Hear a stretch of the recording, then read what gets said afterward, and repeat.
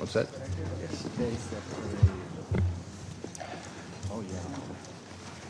The 9,999th meeting of the Security Council is called to order.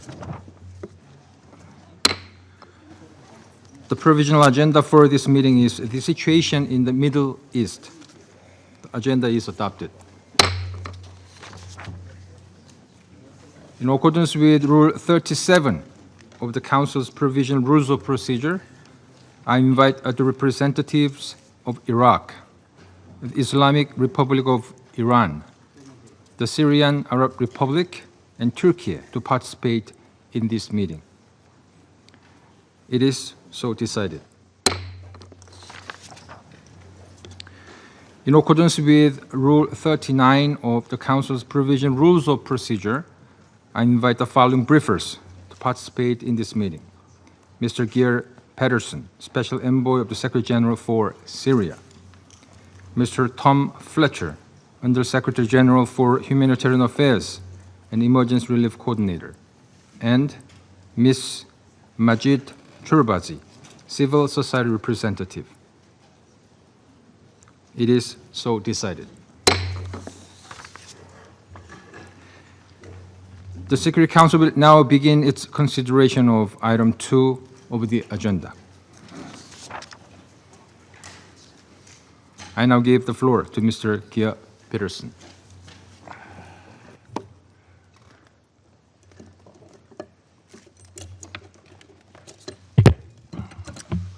Thank you, Mr. President. And let me welcome you, Ambassador Ibrahim Al-Olabi, in your new role as the permanent representative of Syria to the United Nations in New York. I wish you well in these historic times. Let me start with a point that bears repeating, because it is easy to forget. The interim authorities in Damascus are grappling with a massive legacy of war and autocracy. They have inherited not just the ruins of shattered buildings, but the deeper wreckage of a battered social fabric, decayed institutions, and a hollowed-out economy. Syria urgently requires international material assistance on a scale commensurate with its needs and ambition. We need to see the private sector's footprint back in Syria, including through nurturing Syria's domestic private sector to ensure that what exists survives and thrives. To achieve this will require more support from the region and the wider international community, and sustained sanctions and export control relief, reassurances to banks and companies, and an accelerated path of domestic reforms. It also, of course, requires political stability. Foreign Minister al-Shabani underlined to me when I met him recently in Damascus how vital international support is for Syria, as well as strongly calling for an end to foreign intervention. And I strongly echo this call. Mr. President, regrettably, the specter of external interference continues to loom large. This month has seen further intervention by Israel, including Syrian state media reporting an incident of Israeli killing of several Syrian soldiers, and an Israeli command landing south of Damascus, as well as further strikes in early September. Mr. President, this kind of external intervention is unacceptable and must stop. We must insist on the full respect for Syria's sovereignty, independence, and territorial integrity, and that any security concerns are addressed based on international law, the 1974 agreement, and diplomatic dialogue. I hope that the meetings between Syria and Israel can lead to concrete results to bring about de-escalation and stability. Mr. President, In Sweden, the ceasefire announced by the Syrian authorities on 18 July has largely held. I continue to welcome the joint efforts of the United States and Jordan with Syria to address the crisis, recently embodied in the comprehensive joint statement on 16 September, containing a roadmap with several important and positive elements, including on accountability, humanitarian and commercial access, the restoration of services, reconstruction, detainees, security measures, integration, and reconciliation. However, a statement from a committee in Sweden aligned with Sheikh Hikmet al-Hijri rejected the statement and spoke of self-determination through self-administration or secession. Mr. President, it is absolutely vital that solutions are found that both safeguard the sovereignty, unity, independence, and territorial integrity of Syria and addresses the legitimate and understandable fears among the Druze community about their safety, human rights, and political future within Syria, and that the state acts only as a protector and is not seen as a threat. Given the deep distrust and polarization, the situation needs confidence building measures, and continued dialogue and diplomatic support. We have made clear our readiness to be helpful in this regard. I do wish to highlight that the 16 September statement includes a call by the Syrian government for the United Nations Commission of Inquiry to investigate the July events. This is a welcome opportunity for the existing and encouraging cooperation between the authorities and the United Nations on these issues to further develop.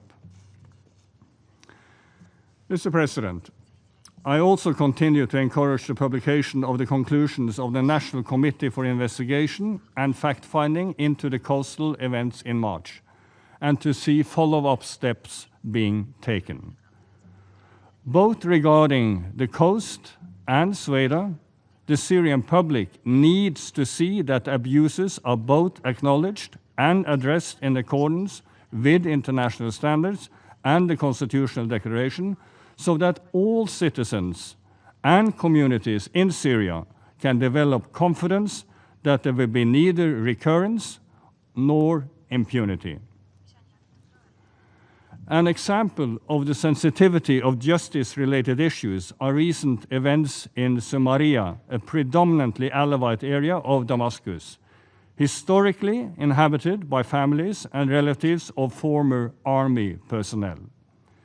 In August, an armed group affiliated with the security forces of the interim authorities reportedly conducted a series of house raids there in the context of alleged eviction orders, with reports of violence and looting. I welcome that the tension in the neighborhood has abated with the intervention of the interim authorities themselves. But, Mr. President, and this is important, complex issues related to housing, land and property, and to transitional justice need to be addressed with care, prioritizing the protection of civilians based on the rule of law and in line with international standards. My recent visit to Damascus also further cemented my conviction of the centrality of transitional justice to the success of the entire political transition.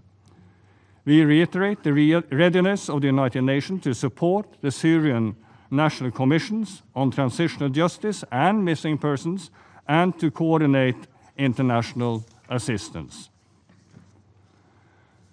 Mr. President, on the Northeast, efforts continue to move forward with implementing the 10th of March agreement. We welcome the recent contacts between the interim authorities and the SDF and the exchanges on the key issues, including the critical question of military and security integration, and also a dialogue on political aspects and confidence-building measures. The fact that channels are active between the parties is positive, even if the challenges are very real. And we have had detailed discussions with the parties as they seek to find the path forward. Our messages to both is the same. This will require bold moves and genuine compromise. In areas under the control of the interim authorities, security challenges continue, with immense challenges we faced on security sector reform, on disarmament, demobilization, and reintegration, and on the issue of foreign fighters too. Nor has the scores of terrorism faded. ISIL cells and extremist violence continue to threaten the fragile shoots of recovery. But let me also appeal to member states to heighten engagement on repatriation of their nationals in Al-Hol, and underline that the United Nations is ready to offer guidance and support in line with international human rights law and other applicable standards. Mr. President, Syria is without a legislature, and while regulatory authority can be exercised via presidential decree, the establishment of a credible interim legislative body is an important step so that urgent areas of reform during the transition can be addressed. In this regard, the preparation for the indirect elections of 2/3 of the members of an interim People's Assembly are now well underway, but no date has yet been formally announced. It is important that this process follows realistic timelines and is not rushed.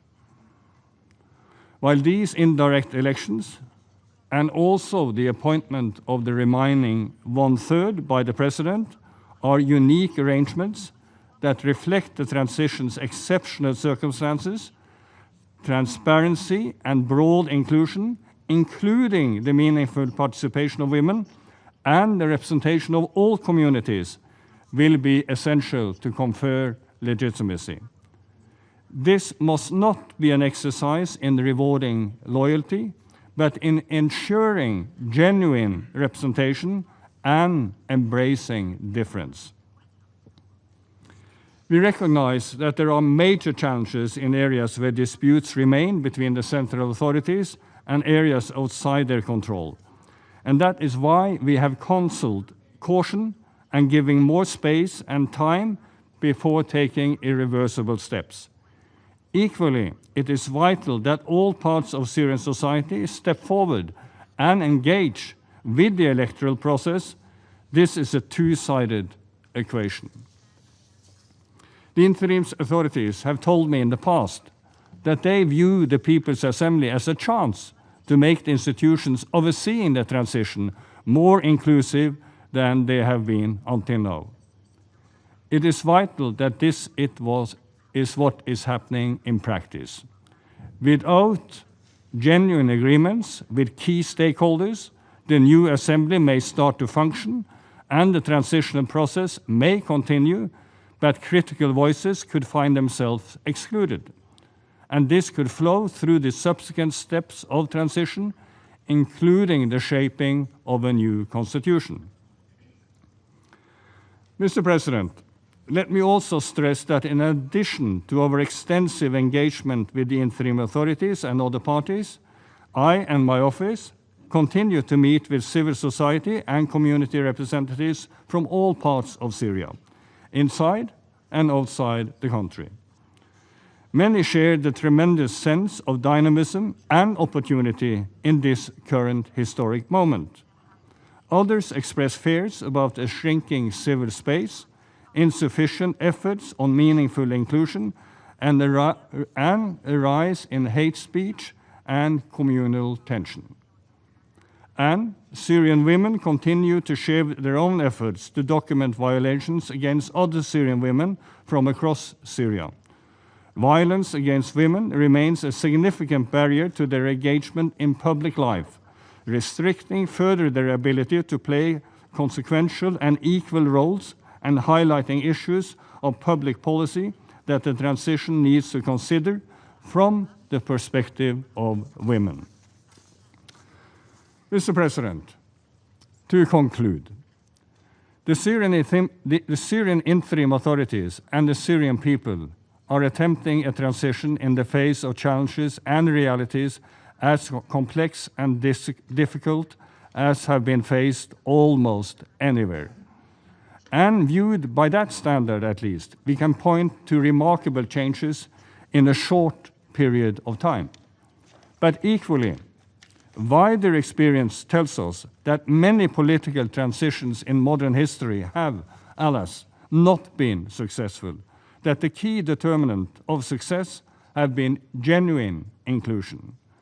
Let me remind you all, we are speaking of a process of political transition over 5 years. Key steps ahead, particularly the new constitution, and that process of forming that new constitution, a free and fair election, but also other processes, will only succeed if all communities and critical groups are inside the tent in shaping the transition in Syria. The international community must support Syria and robustly stand against foreign intervention, but equally, the success of the transition will above all rest on the state acting as a state for all, not just in word, but also in deed, and the forging of genuine Syrian consensus, and as enabling all Syrians to voice their views, including their fears and political dissent, and to find genuine representation in the political transition. If this central challenge is mishandled, the consequences could be dire. Syria may find itself indefinitely gridlocked, unable to heal or rebuild, and at worst, slipping into fresh waves of strife and external intervention. This scenario is in nobody's interest, and this transition simply cannot fail. And I remain convinced that if the challenges are well handled and met with genuine negotiation and bold compromise, unity is within reach, and success against the odds is indeed possible.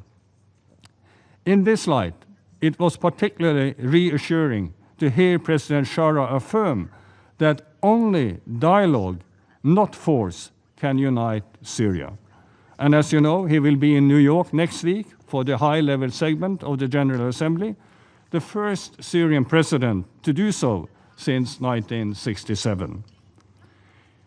Mr. President, we look forward to continue working with the Syrian authorities and Syrian partners to realize the promise of the commitments the authorities have made and to realize the promise of Resolution 2254.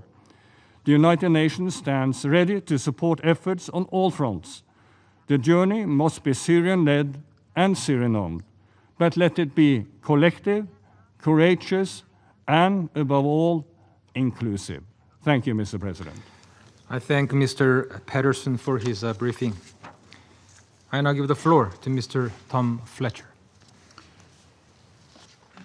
Thank you, Mr. President. And as ever, Special Envoy Pedersen has set out compellingly the political stakes and the case for success against the odds. A warm welcome too to the new permanent representative of the Syrian Arab Republic. Your appointment comes at a critical time for Syria. Ahlan wa sahlan. As I told the Council last month, the international community has been resolute about the need to sustain momentum in support of recovery and hope for the people of Syria. The General Assembly High-Level Week, including this historic visit, will be a critical moment. In advance, I propose to take a step back and reflect on where we are on the humanitarian effort, what actions the UN and our humanitarian partners have been taking, and what we need from you to do more. Despite the profound changes underway in Syria and the opportunities that these have generated, Syria remains by any metric one of the largest humanitarian emergencies globally. More than 70% of the population still need some form of humanitarian aid. More than 9 million people are acutely food insecure, and some 7 million people are displaced internally. More than 4 million are refugees in neighboring countries. But let me share 3 positives. Firstly, thanks to the more collaborative, practical engagement that we have with the authorities in Damascus and beyond, we can now get aid where it's needed, within the country, much more easily than under the former regime. Movements that last year would have required lengthy, onerous navigation of front lines are now happening routinely. With the consent of the Syrian interim authorities, aid dispatched from Turkey supports activities throughout the country. So there are some communities in Syria that have started to receive UN support for the first time in years. Secondly, we've adapted our structures to the new context. Over 6 months, we've shifted to a much more efficient coordination model based in Damascus under the leadership of the Humanitarian Coordinator with subnational hubs. Thirdly, the easing of unilateral sanctions is removing hurdles to the reconstruction work, and that will bring down the humanitarian needs further. More carve-outs, including for more development activities, will be welcome. Through these efforts, and despite severe reductions in funding, the UN and our partners are now getting critical humanitarian assistance to nearly 3.5 million people across Syria, on average every month. That's a 25% increase on this time last year. So we're getting life-saving help to displaced people and other vulnerable communities, food for 1 million people, subsidized bread for 2 million more each month, medical procedures for 2 million each month, support for the public health surveillance system, and a national immunization program that reached over 1.7 million children under the age of 5. We are also providing basic support like water trucking, shelter, healthcare to people, largely women and children, in displacement camps in the north, including Al-Hol and Al-Roj. We are prioritizing emergency response as needed. Following the escalation in violence in the south, we have now delivered assistance to over 430,000 people per month in Asweda, Dara, and rural Damascus. We continue delivering aid to Asweda through convoys organized with the Syrian Arab Red Crescent.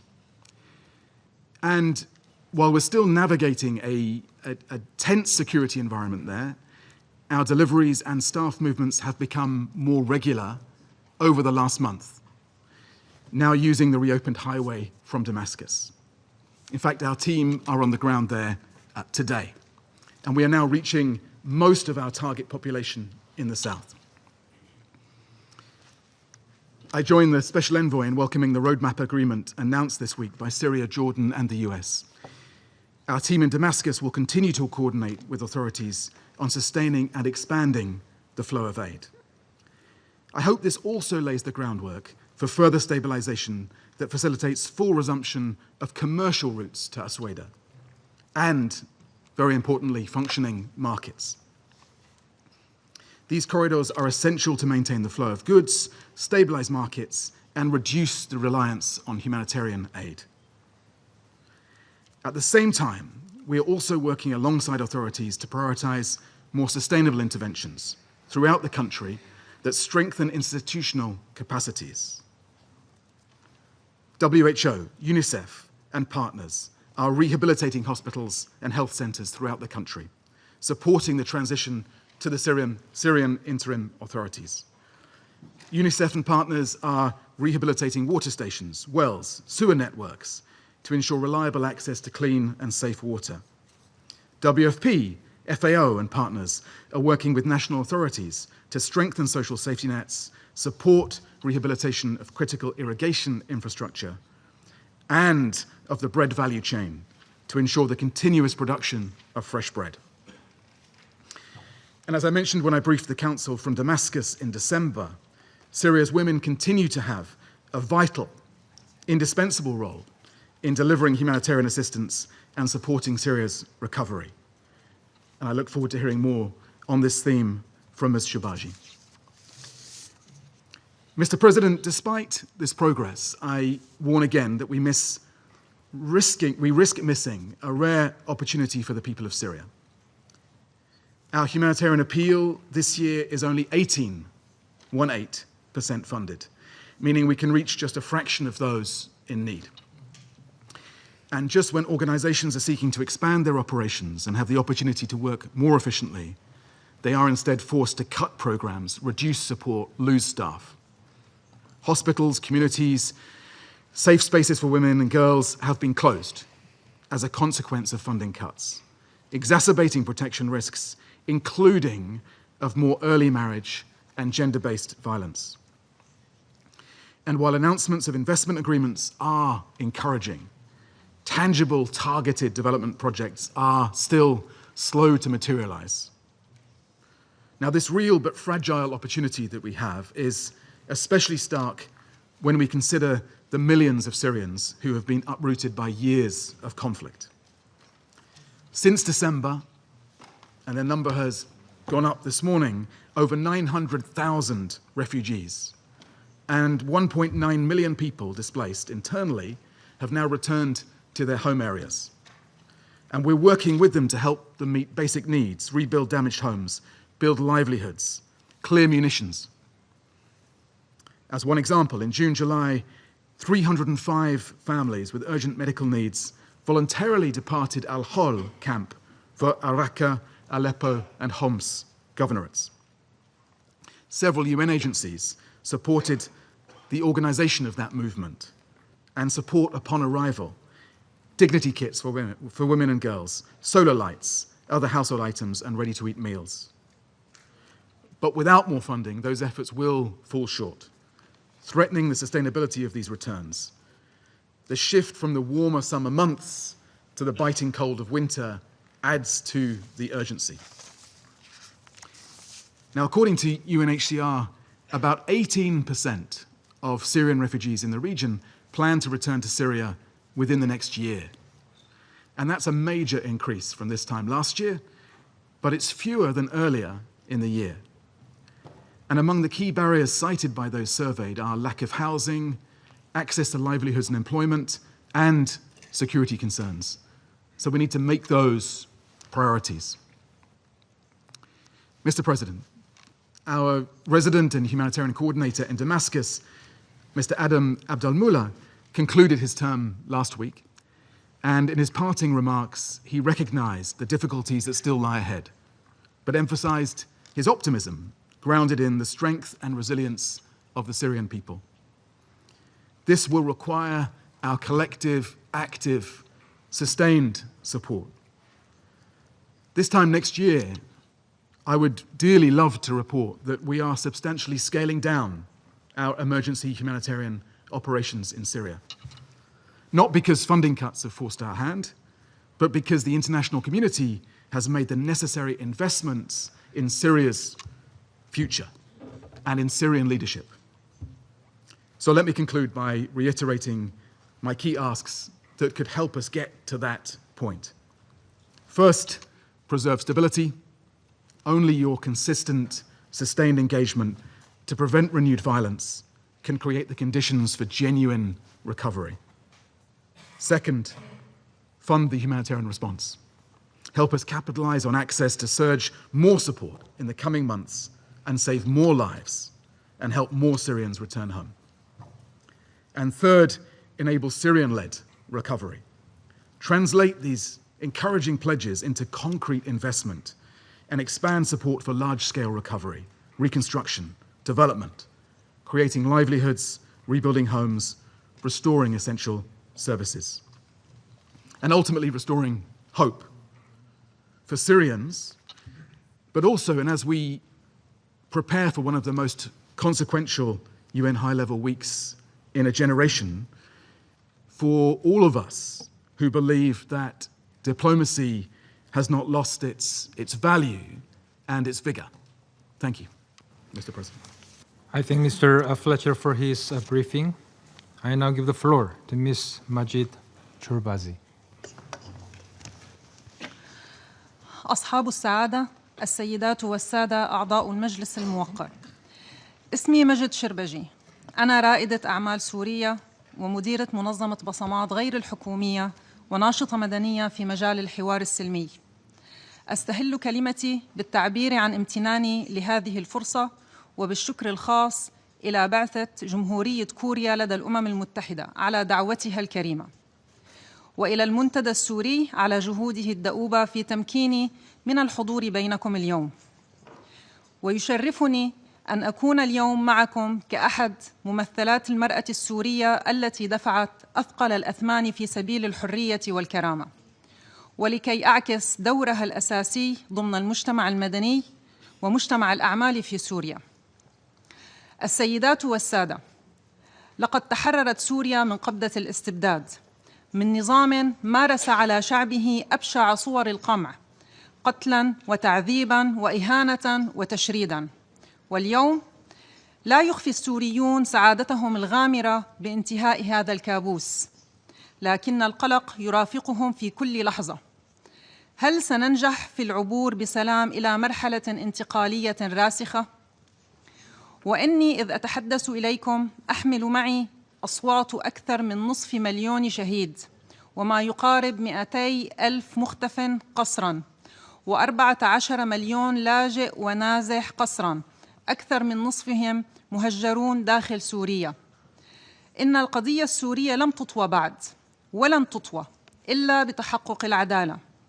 وفي هذا السياق أود أن أعبر عن خالص التعازي لأرواح المدنيين الذين سقطوا في الأحداث المأساوية والعنيفة الذي شهدناها هذا العام، وأؤكد أن الألم واحد، وأن العدالة الانتقالية الشفافة والشاملة هي الطريق الوحيد لبناء انتقال سياسي جامع يعيد الثقة بين السوريين ويضمن عدم تكرار المأساة. وإذ ندرك أن هذه المرحلة دقيقة، فإن أي إخفاق فيها قد يبدد التضحيات الهائلة التي بذلها شعبنا. لذلك التزامنا كسوريين اليوم ثابت وواضح: إنجاح الانتقال السياسي وبناء دولة عادلة ديمقراطية مبنية على حقوق المواطنة دون تمييز لا عودة فيها إلى الاستبداد. يشرفني أن أنتمي إلى مدينة دارية، مهد الثورة السورية، تلك المدينة التي كسرت جدار الخوف ورفعت وردة في وجه الرصاص. كانت مظاهرة الورود في دارية رسالة سلمية واضحة: أن حقنا في الحرية لن ينتزع بالعنف. وحقاً أفخر أني ابنة دارية التي لم تسمح لأصوات التطرف والعنف الطائفي أن تمتد لها أو أن تستخدم أراضيها للاعتداء على الأبرياء في الضواحي المحيطة بها. لكن عندما سقط أول متظاهر سلمي برصاص النظام، كان ذلك خطنا الأحمر الذي لم نمتلك طرف تجاوزه أو القبول بتسوية بشأنه. لذا قطعنا عهداً أن من تجاوز هذا الخط ومن أمر بقتل الأبرياء لن يفلت من المساءلة. من هنا جاءت قوتنا. لا أحد يستطيع كسر إرادة شعب، لكننا أيضاً لن نقبل أن يطوى ملف العدالة. لقد انتصرنا بالحرية، وسنكمل انتصارنا بمحاسبة المجرمين وضمان عدم تكرار المأساة. اعتقلت مع كثيرين وتعرضت للتعذيب وقضيت 7 أشهر في السجن. خرجت إلى فضاء الحرية، لكن الآلاف ومن بينهم زوجي عبد الرحمن كمون وإخوته دفعوا حياتهم ثمناً لصوت صدح بالسلام. دام اعتقالي 7 أشهر، ذاقت خلالها نفسي مرارة التعذيب، لكني تمسكت بإنسانيتي ورفضت أن أتحول إلى نسخة من جلادي. حتى خلف القضبان واصلت الإيمان بسلمية ثورتنا. قدت إضراباً عن الطعام انتهى بالإفراج عن 83 معتقلة، ونشرت الوعي بين السجينات عن المواطنة والسياسة والعدالة الانتقالية. لقد علمتني التجربة أن قوة الإنسان لا تقاس بقدرته على الصراخ أو الانتقام، بل بقدرته على الصمود والتمسك بالعدالة والرحمة في أصعب الظروف.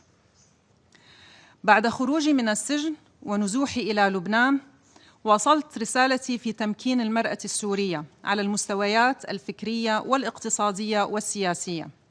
مئات النساء وجدن فرصاً جديدة بفضل مبادرات صغيرة للمجتمع المدني، مما يثبت أنه عندما تنهض المرأة ينهض المجتمع كله.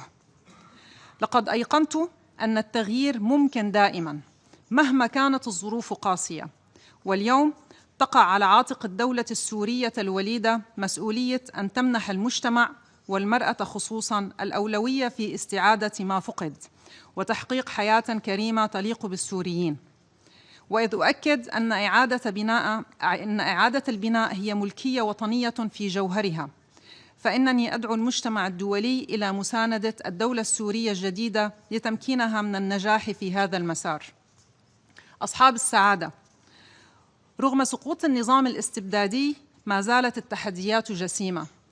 16 مليون ونصف سوري بحاجة إلى المساعدة الإنسانية. أكثر من نصف السكان يعانون من انعدام الأمن الغذائي، وملايين اللاجئين لا يملكون شروط العودة الآمنة والكريمة.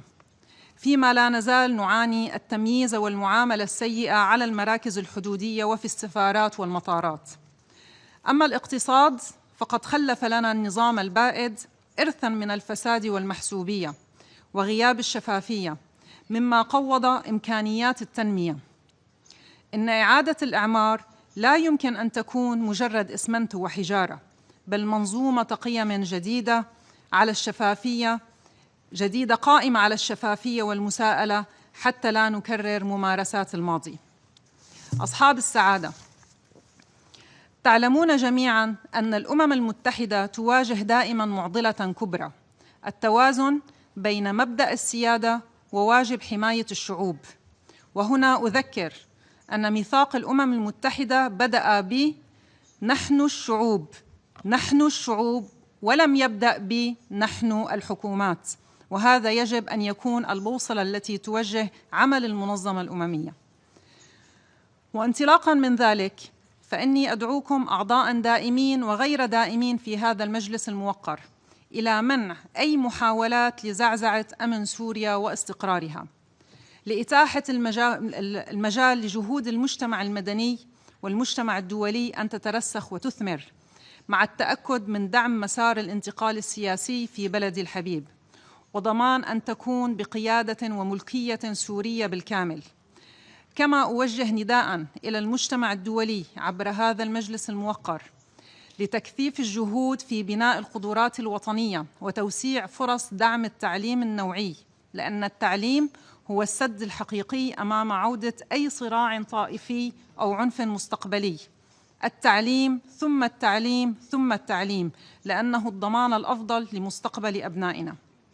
كذلك أغتنم هذه الفرصة لدعوة حكومتي لأن تكون عملية الانتقال السياسي شاملة، تضمن مشاركة النساء وجميع مكونات الشعب السوري الدينية والعرقية على قدم المساواة في صنع القرار، مع إعطاء الأولوية لإصلاح المؤسسات السورية الحكومية والمدنية، وتعزيز دور المرأة اقتصادياً عبر التدريب والائتمان وحاضنات الأعمال والشراكات التنموية، وضمان تنسيق الاستثمارات والدعم الدولي ليصب في التنمية المستدامة وبناء المؤسسات الديمقراطية.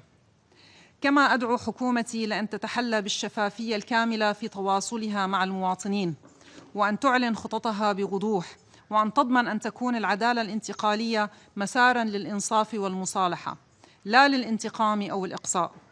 وأشجعها على الاستعانة بخبرات السوريين في الداخل والخارج ممن يمتلكون المعرفة والقدرة ليضعوا خبراتهم في خدمة الدولة الجديدة. أصحاب السعادة، لقد تحررنا من الاستبداد وهذه فرحتنا الكبرى، لكن نجاح الانتقال هو رهاننا الأكبر. إننا اليوم أمام لحظة تاريخية فارقة لنتشارك المسؤولية ولنضمن منح السوريين فرصة العيش بكرامة، لا لمجرد البقاء بل للنهوض وإعادة بناء وطن يستحقونه. وشكرا لكم. I thank Ms. Chorbaji for her briefing. I now give the floor to those council members who wish to make statements. I give the floor to the representative of Denmark. Thank you, Mr. President. And I thank Special Envoy Peterson and Undersecretary General Fletcher for their briefings. Let me also thank you, Ms. Chorbaji, not only for your statement, but also for your tireless activism and advocacy for women in Syria. I also welcome the participation of the new permanent representative of the Syrian Arab Republic in today's meeting. Welcome to the Council. Ahla wa sahla. Mr. President, as we reflect on the past 9 months in Syria, it is clear that much progress has been made. Syria is a very different country than before December 8. Much remains to be done, but it has made significant strides for its people, its stability, and its future. We look forward to President al-Shaara's participation in the General Assembly next week, which we hope will mark the new beginning of a new and stronger relationship between Syria and the United Nations, a relationship which supports a new framework for the UN's presence in the country. Mr. President, in this spirit, allow me to focus on 3 core areas.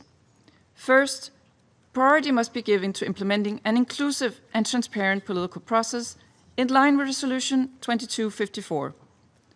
We hope that the selection of candidates to the People's Assembly will be the first of many steps towards democracy. This new People's Assembly needs to be generally inclusive of all Syrians, including Syria's women, as we just heard. Without the full, equal, and meaningful participation of Syrian women in the transitional process, it will not only lack legitimacy, but also lack the input of more than half of Syria's population. It's not only the right thing to do, it's the smart thing to do. We also urge for the elections to the People's Assembly in Soweto and in the Kurdish areas to be organized as soon as possible. Second, Mr. President, the internal security situation remains highly volatile. We urge the transitional government to demonstrate to its people that it's able to control and rein in all armed forces under its command. This is crucial for the sense of trust and security of all Syrians, regardless of ethnicity, religion, or gender. In northeast Syria, we urge the transitional government and SDF to engage in further dialogue to move forward in implementing the agreement from March. The UN has offered assistance in mediation in this regard.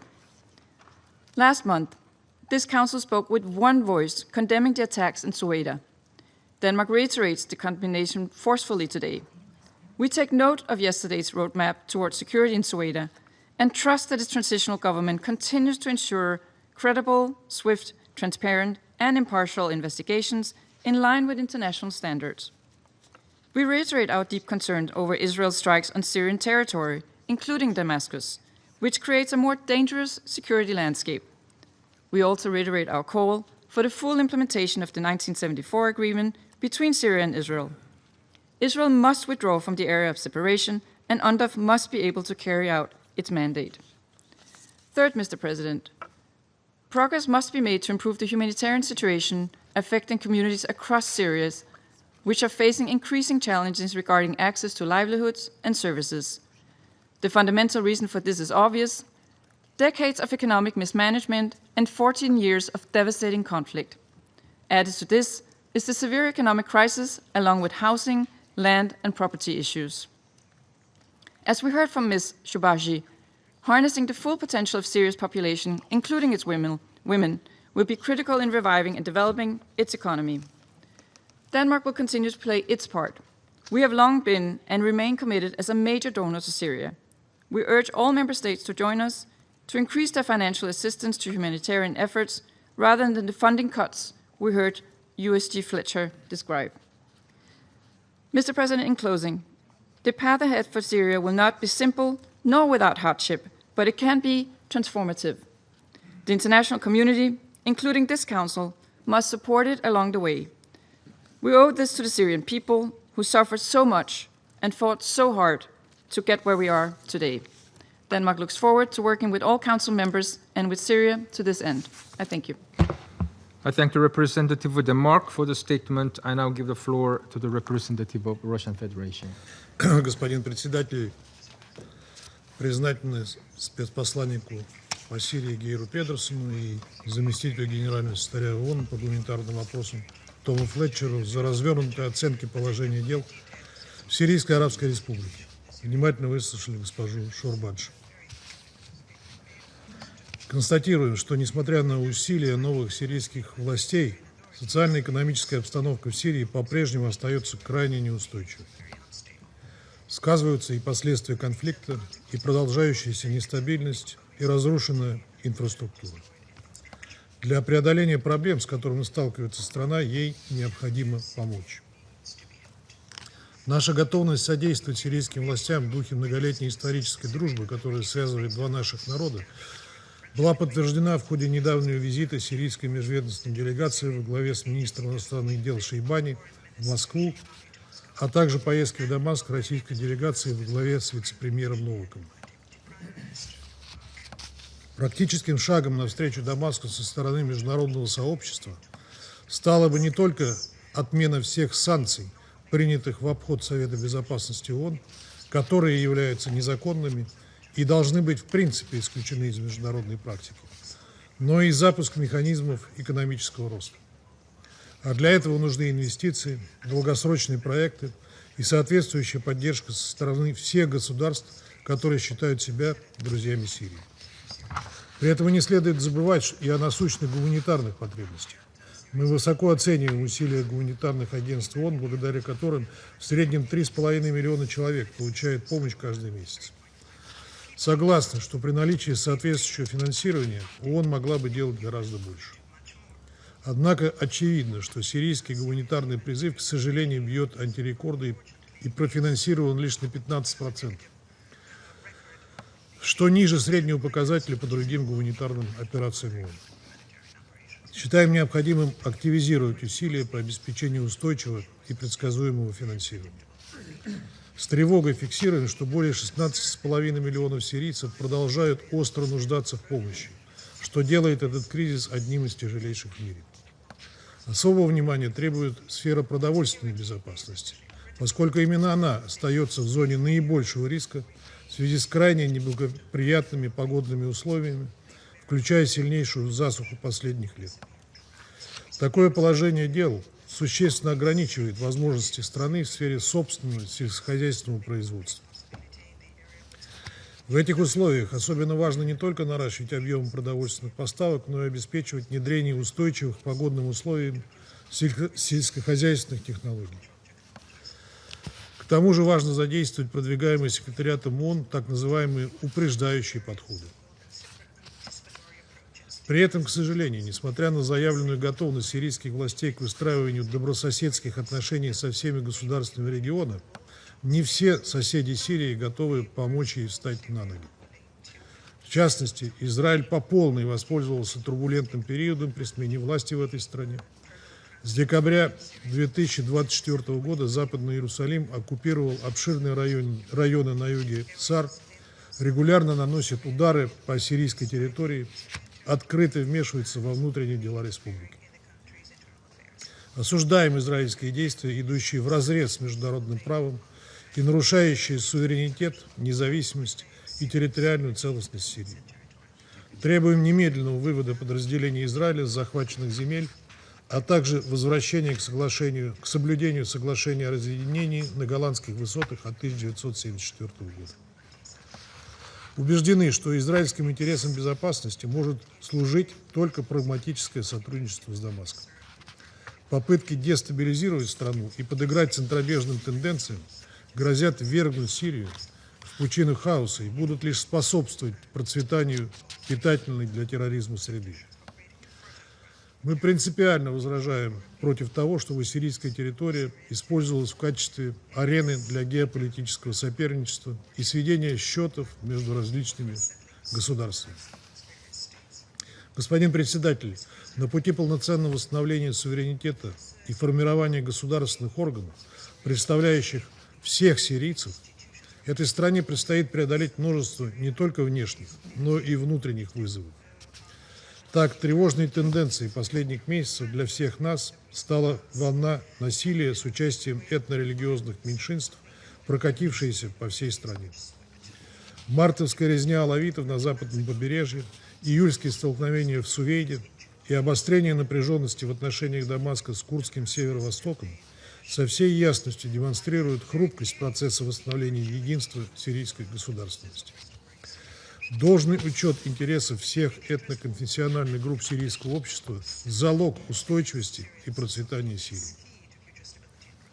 В этой связи обнадеживает заявленный руководством в Дамаске настрой на обеспечение верховенства права и защиту всех граждан вне зависимости от их религиозной или национальной принадлежности. Привлечение всех виновных в расправах над мирными жителями в ходе трагических событий в Латаке и Тартусе, а также вооруженных столкновений в Сувейде, заложило бы фундамент построения прочного мира в стране и вернуло бы доверие представителей всех элементов сирийского общества к властям. Выступаем также за полное и добросовестное выполнение соглашения между центральными властями и за Евфратием. Вызывает тревогу высокий уровень террористической угрозы в стране, явным примером чего стал июньский теракт в храме Антиохийской православной церкви пророка Божия Илии на востоке Дамаска. Сирийским властям следует предпринять все усилия для борьбы с террористической угрозой. Особое значение в этом контексте имеет проблематика иностранных террористов-боевиков, которым нет места в будущем Сирии. Рассчитываем, что Дамаск уделит самое серьезное внимание борьбе с этими тревожными явлениями. Признательны в этом контексте сирийскому руководству за предпринимаемые меры в целях обеспечения безопасности российских граждан и объектов на территории Сирии. Одной из наиболее острых задач, стоящих перед сирийским руководством в предстоящий период, остается укрепление государственных институтов и налаживание эффективной системы управления на всей территории страны. Поддерживаем дальнейшие шаги Дамаска по продвижению переходного периода в параметрах, предусмотренных резолюцией Совета Безопасности 2254, с участием всех сирийцев и при содействии ООН. Важно, чтобы этот процесс носил подлинный инклюзивный характер и отвечал интересам восстановления национального единства. Будем внимательно следить за ходом предстоящих в этом месяце парламентских выборов и искренне желать сирийцам преодолеть внутренние противоречия и приступить к устойчивому движению по пути прогресса и созидания. В этом сценарии заинтересованы все проверенные временем друзья Сирии, включая Россию. Благодарю вас. I thank the representative of Russian Federation for the statement. I now give the floor to the representative of United States. Thank you, Mr. President, and thank you, Special Envoy Geir Pedersen and Undersecretary General Tom Fletcher for your briefings. And thank you as well to Ms. Majid Shorabahji for sharing your story and compelling perspective. And I would also like to welcome the representative of the Syrian Arab Republic with us today. The United States calls upon the Syrian government to seize the opportunity afforded by President Trump's sanctions relief. All Syrians deserve security, stability, and prosperity, and they rightly expect their leaders to deliver. We are under no illusions about the scale of the challenge. After 5 decades of vicious and predatory Assad rule, we know it will take time to rebuild and that there will be some setbacks.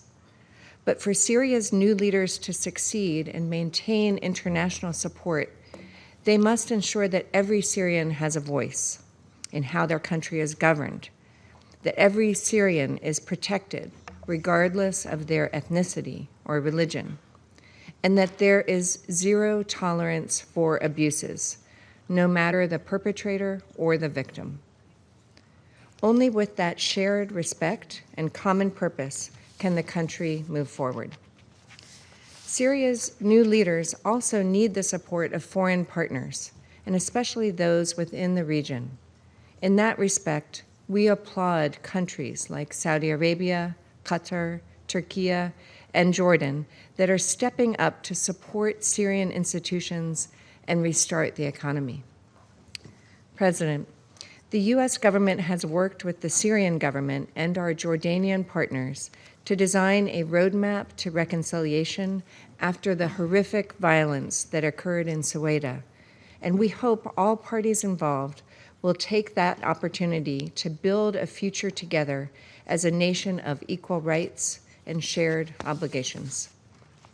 We know many member states share our vision of a Syria free from terrorism and Iranian interference, committed to peaceful relations with its neighbors, free of chemical weapons, and with an open and transparent economy. We urge those member states to contribute to stabilization and reconstruction in Syria. The United States is doing its part by removing barriers previously imposed by our sanctions.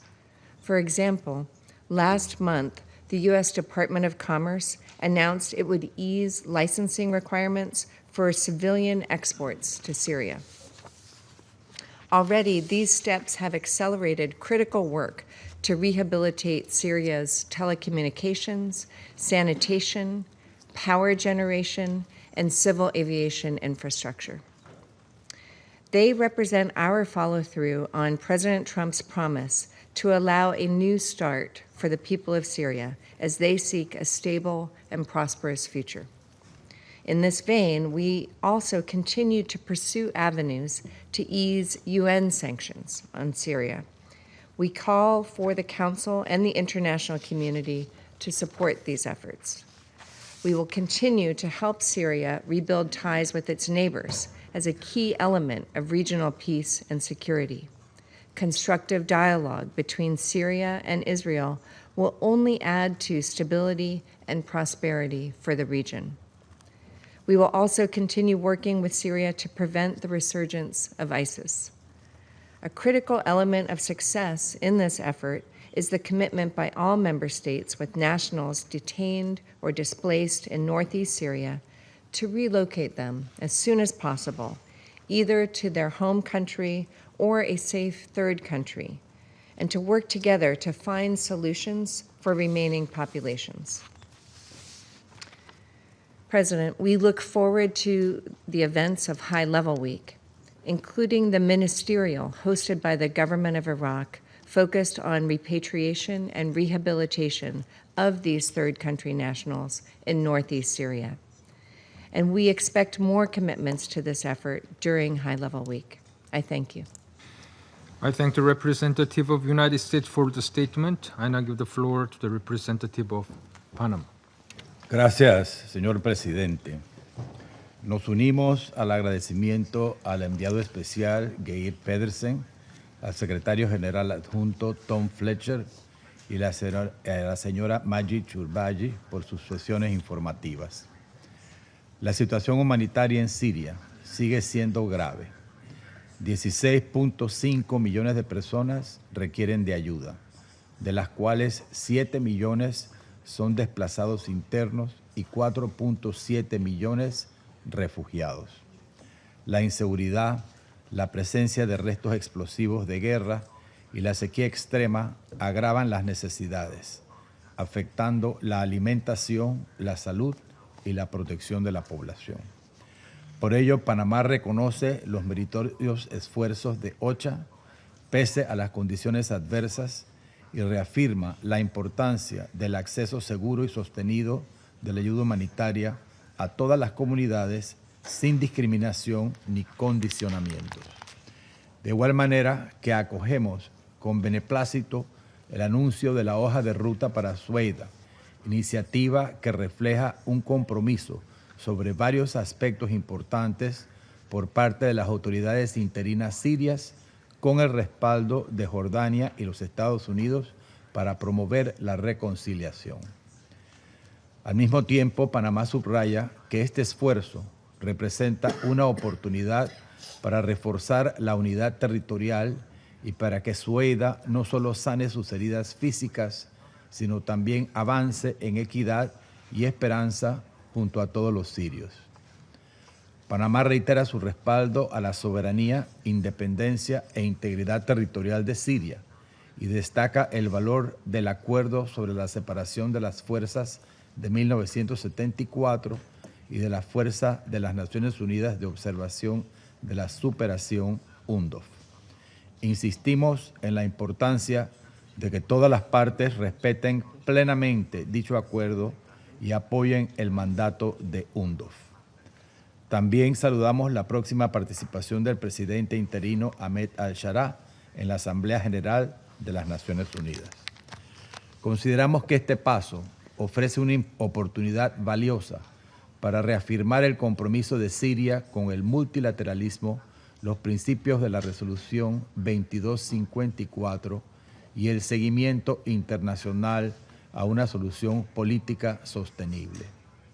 Otro desafío persistente es la actividad del Daesh, cuya adaptabilidad y expansión territorial, incluso mediante el uso de tecnologías emergentes, representa una amenaza constante para la estabilidad nacional y regional. Panamá es consciente de que la reconstrucción de la institucionalidad, la gobernanza, la seguridad y los procesos electorales inclusivos requieren tiempo y apoyo internacional. Observamos con atención la intención de celebrar elecciones parlamentarias que habían sido convocadas parcialmente para esta semana, entendiendo, sin embargo, que deben celebrarse cuando las circunstancias sean adecuadas, ya que así podrán representar un paso importante en el proceso político del país. En todo caso, reiteramos la importancia de realizarlas cuando puedan organizarse de manera adecuada, con transparencia, inclusividad e integridad para garantizar su aceptación general. Los retrasos logísticos y la complejidad de organizar comicios en un contexto de posconflicto sin duda plantean desafíos que podrían afectar la confianza en los resultados y que refuerzan la importancia del acompañamiento por parte de las Naciones Unidas. Igualmente, consideramos que la participación política de las mujeres sigue siendo mínima. Por ello, instamos a todas las partes a implementar medidas concretas para que la voz de las mujeres sea escuchada, protegida y empoderada. Reiteramos que la inclusión efectiva de las mujeres es esencial para cualquier proceso de paz auténtico y sostenible. La estabilidad duradera en Siria solo será posible si las mujeres participan de manera equitativa y segura en la vida pública. Presidente, como reza el proverbio árabe, si el cimiento es débil, el techo se derrumba pronto. Este es el momento de apuntalar un proceso político de transición que convoque a todas las voces y que estructure sus ideas para alejarse de los errores del pasado. Solo así se puede edificar un mañana distinto, una Siria en la que cada institución sirva para proteger, cada voz sea escuchada y cada derecho humano sea respetado. Muchas gracias. I thank the representative of Panama for the statement. I now give the floor to the representative of Algeria. Thank you, President.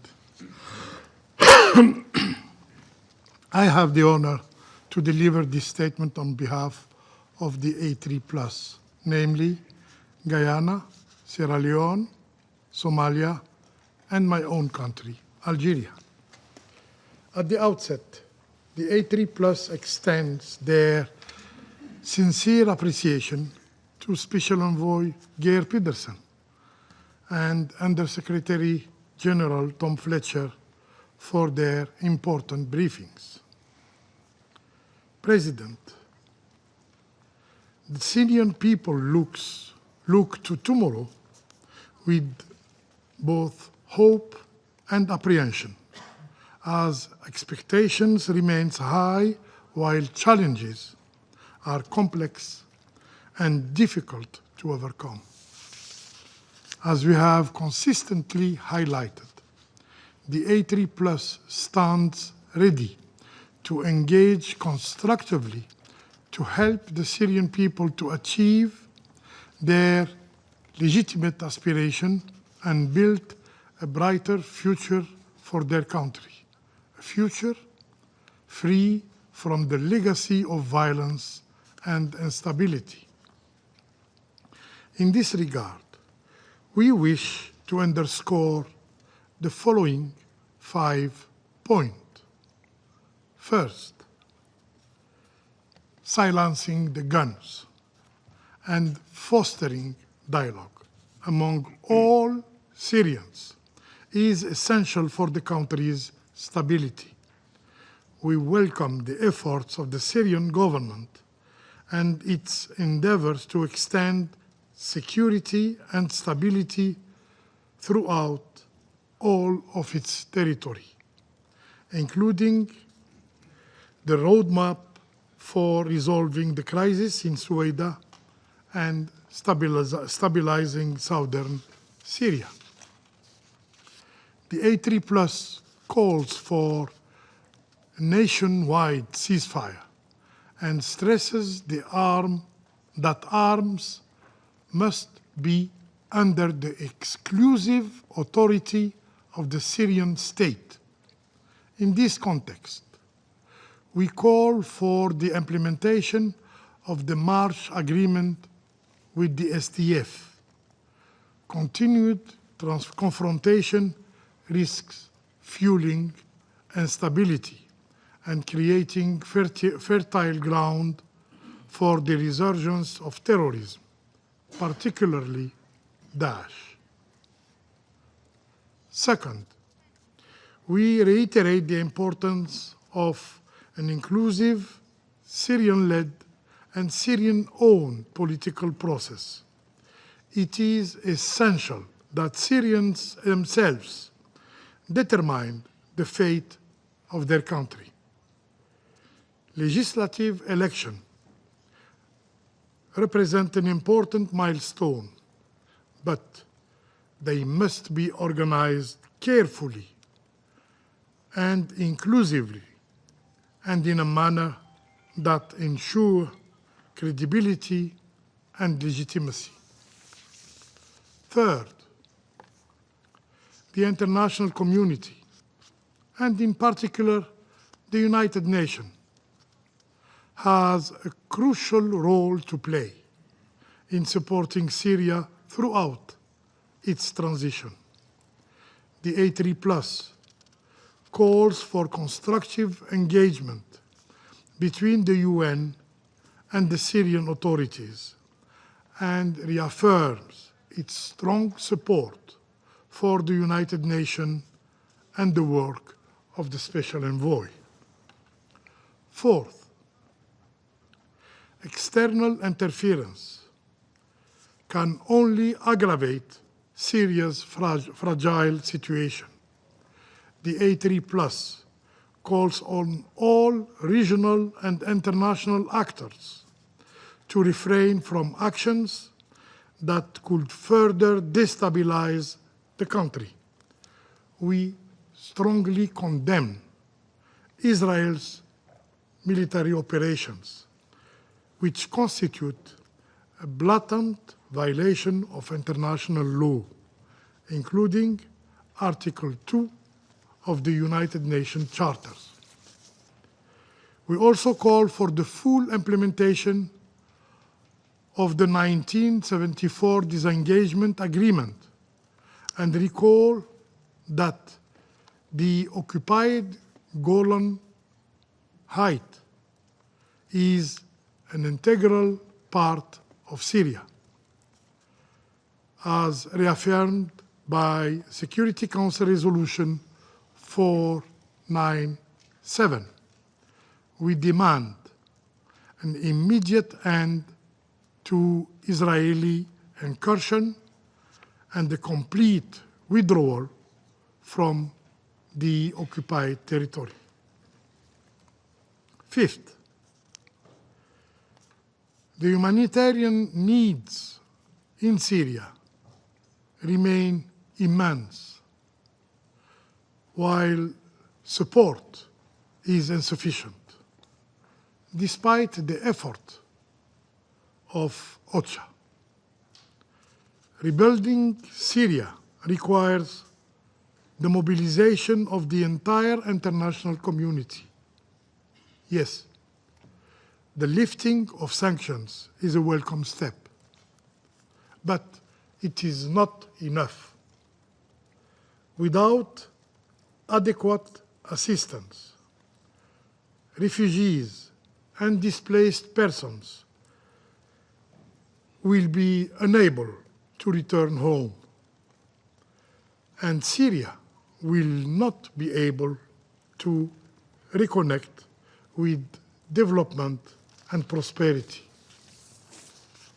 the A3+ calls all donors to honor their pledges and urges the international community to extend meaningful and sustained support to Syria.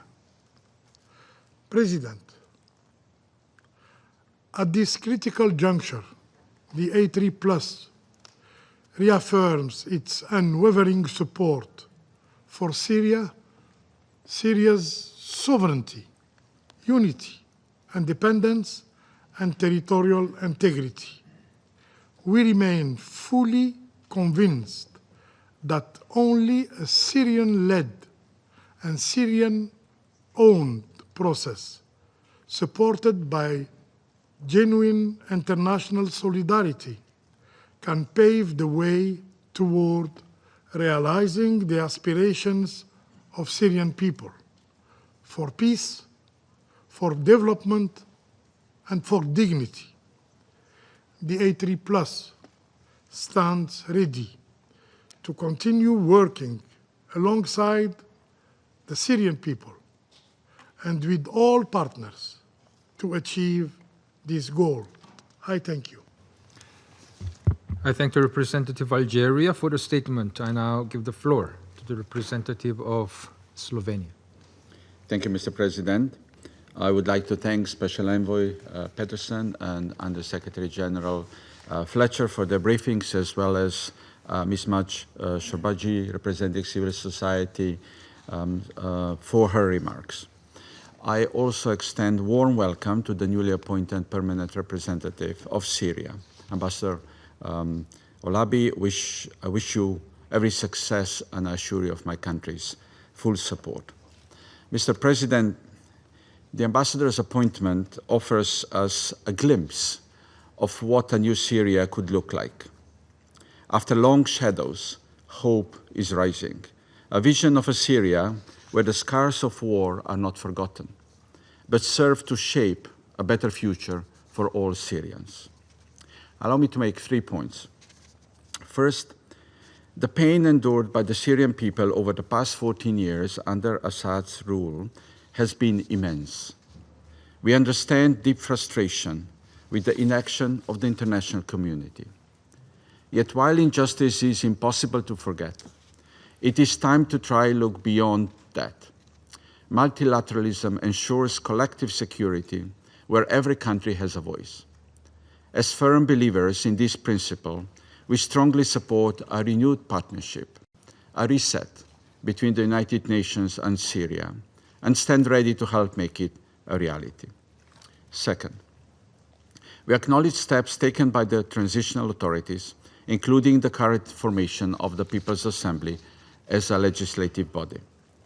Transparency and genuine inclusion, along with pluralism, remain essential for any lasting political transition, in line with Resolution 2254. In this regard, the full, equal, and meaningful participation of women must be guaranteed. We strongly condemn recent atrocities and sectarian targeting of civilians in Suwaida, Latakia, and elsewhere. Equal protection from the state, accountability, and transitional justice, in line with international standards, must be central to national efforts. Long-term stability also requires comprehensive security sector reform and credible disarmament, demobilization, and reintegration programs. We encourage the interim authorities to continue cooperation with the United Nations and civil society, whose expertise will be crucial for a just and lasting peace. We welcome the roadmap between Syria, Jordan, and the United States aimed at resolving the crisis in Suwaida province. We again urge all actors to respect Syria's sovereignty, territorial integrity, and unity, and to refrain from any actions that could escalate conflict or prolong human suffering. External military interventions risk destabilizing Syria and the wider region. This is in no one's interest. We join those who condemn the latest Israeli attacks on targets in Homs and Latakia. We reiterate our call to Israel to fully respect the 1974 disengagement agreement. Third, violence must end and civilians must be protected. We are deeply concerned by reports of sectarian violence and the implications of continuing hostilities and extensive damage on the prospects of recovery, particularly its disproportionate impact of women and girls. Continued efforts will help counter hate speech and the spread of disinformation, reduce polarization, and promote reconciliation and mutual understanding among Syria's diverse communities. And finally, urgent humanitarian needs are still a reality for millions of people. This year's devastating drought may increase the number of food insecure people. Remaining hostilities are driving further displacement. Among the most vulnerable are women and girls, who face an increased risk of gender-based and sexual violence in conditions of displacement, depravity, and insecurity. It is imperative that aid reaches all in need swiftly, safely, and without obstruction. We support the tireless efforts of the United Nations, especially Special Envoy Pedersen, whose role remains essential in supporting an inclusive, Syrian-led and Syrian-owned political process.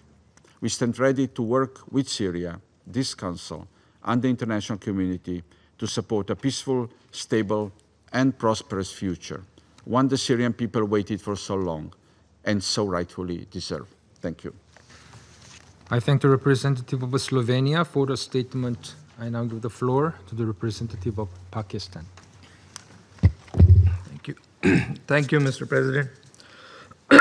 We thank Special Envoy Geir Pedersen and Under-Secretary General Tom Fletcher for their detailed complimentary briefings. Their updates highlight the immense challenges that Syria faces today.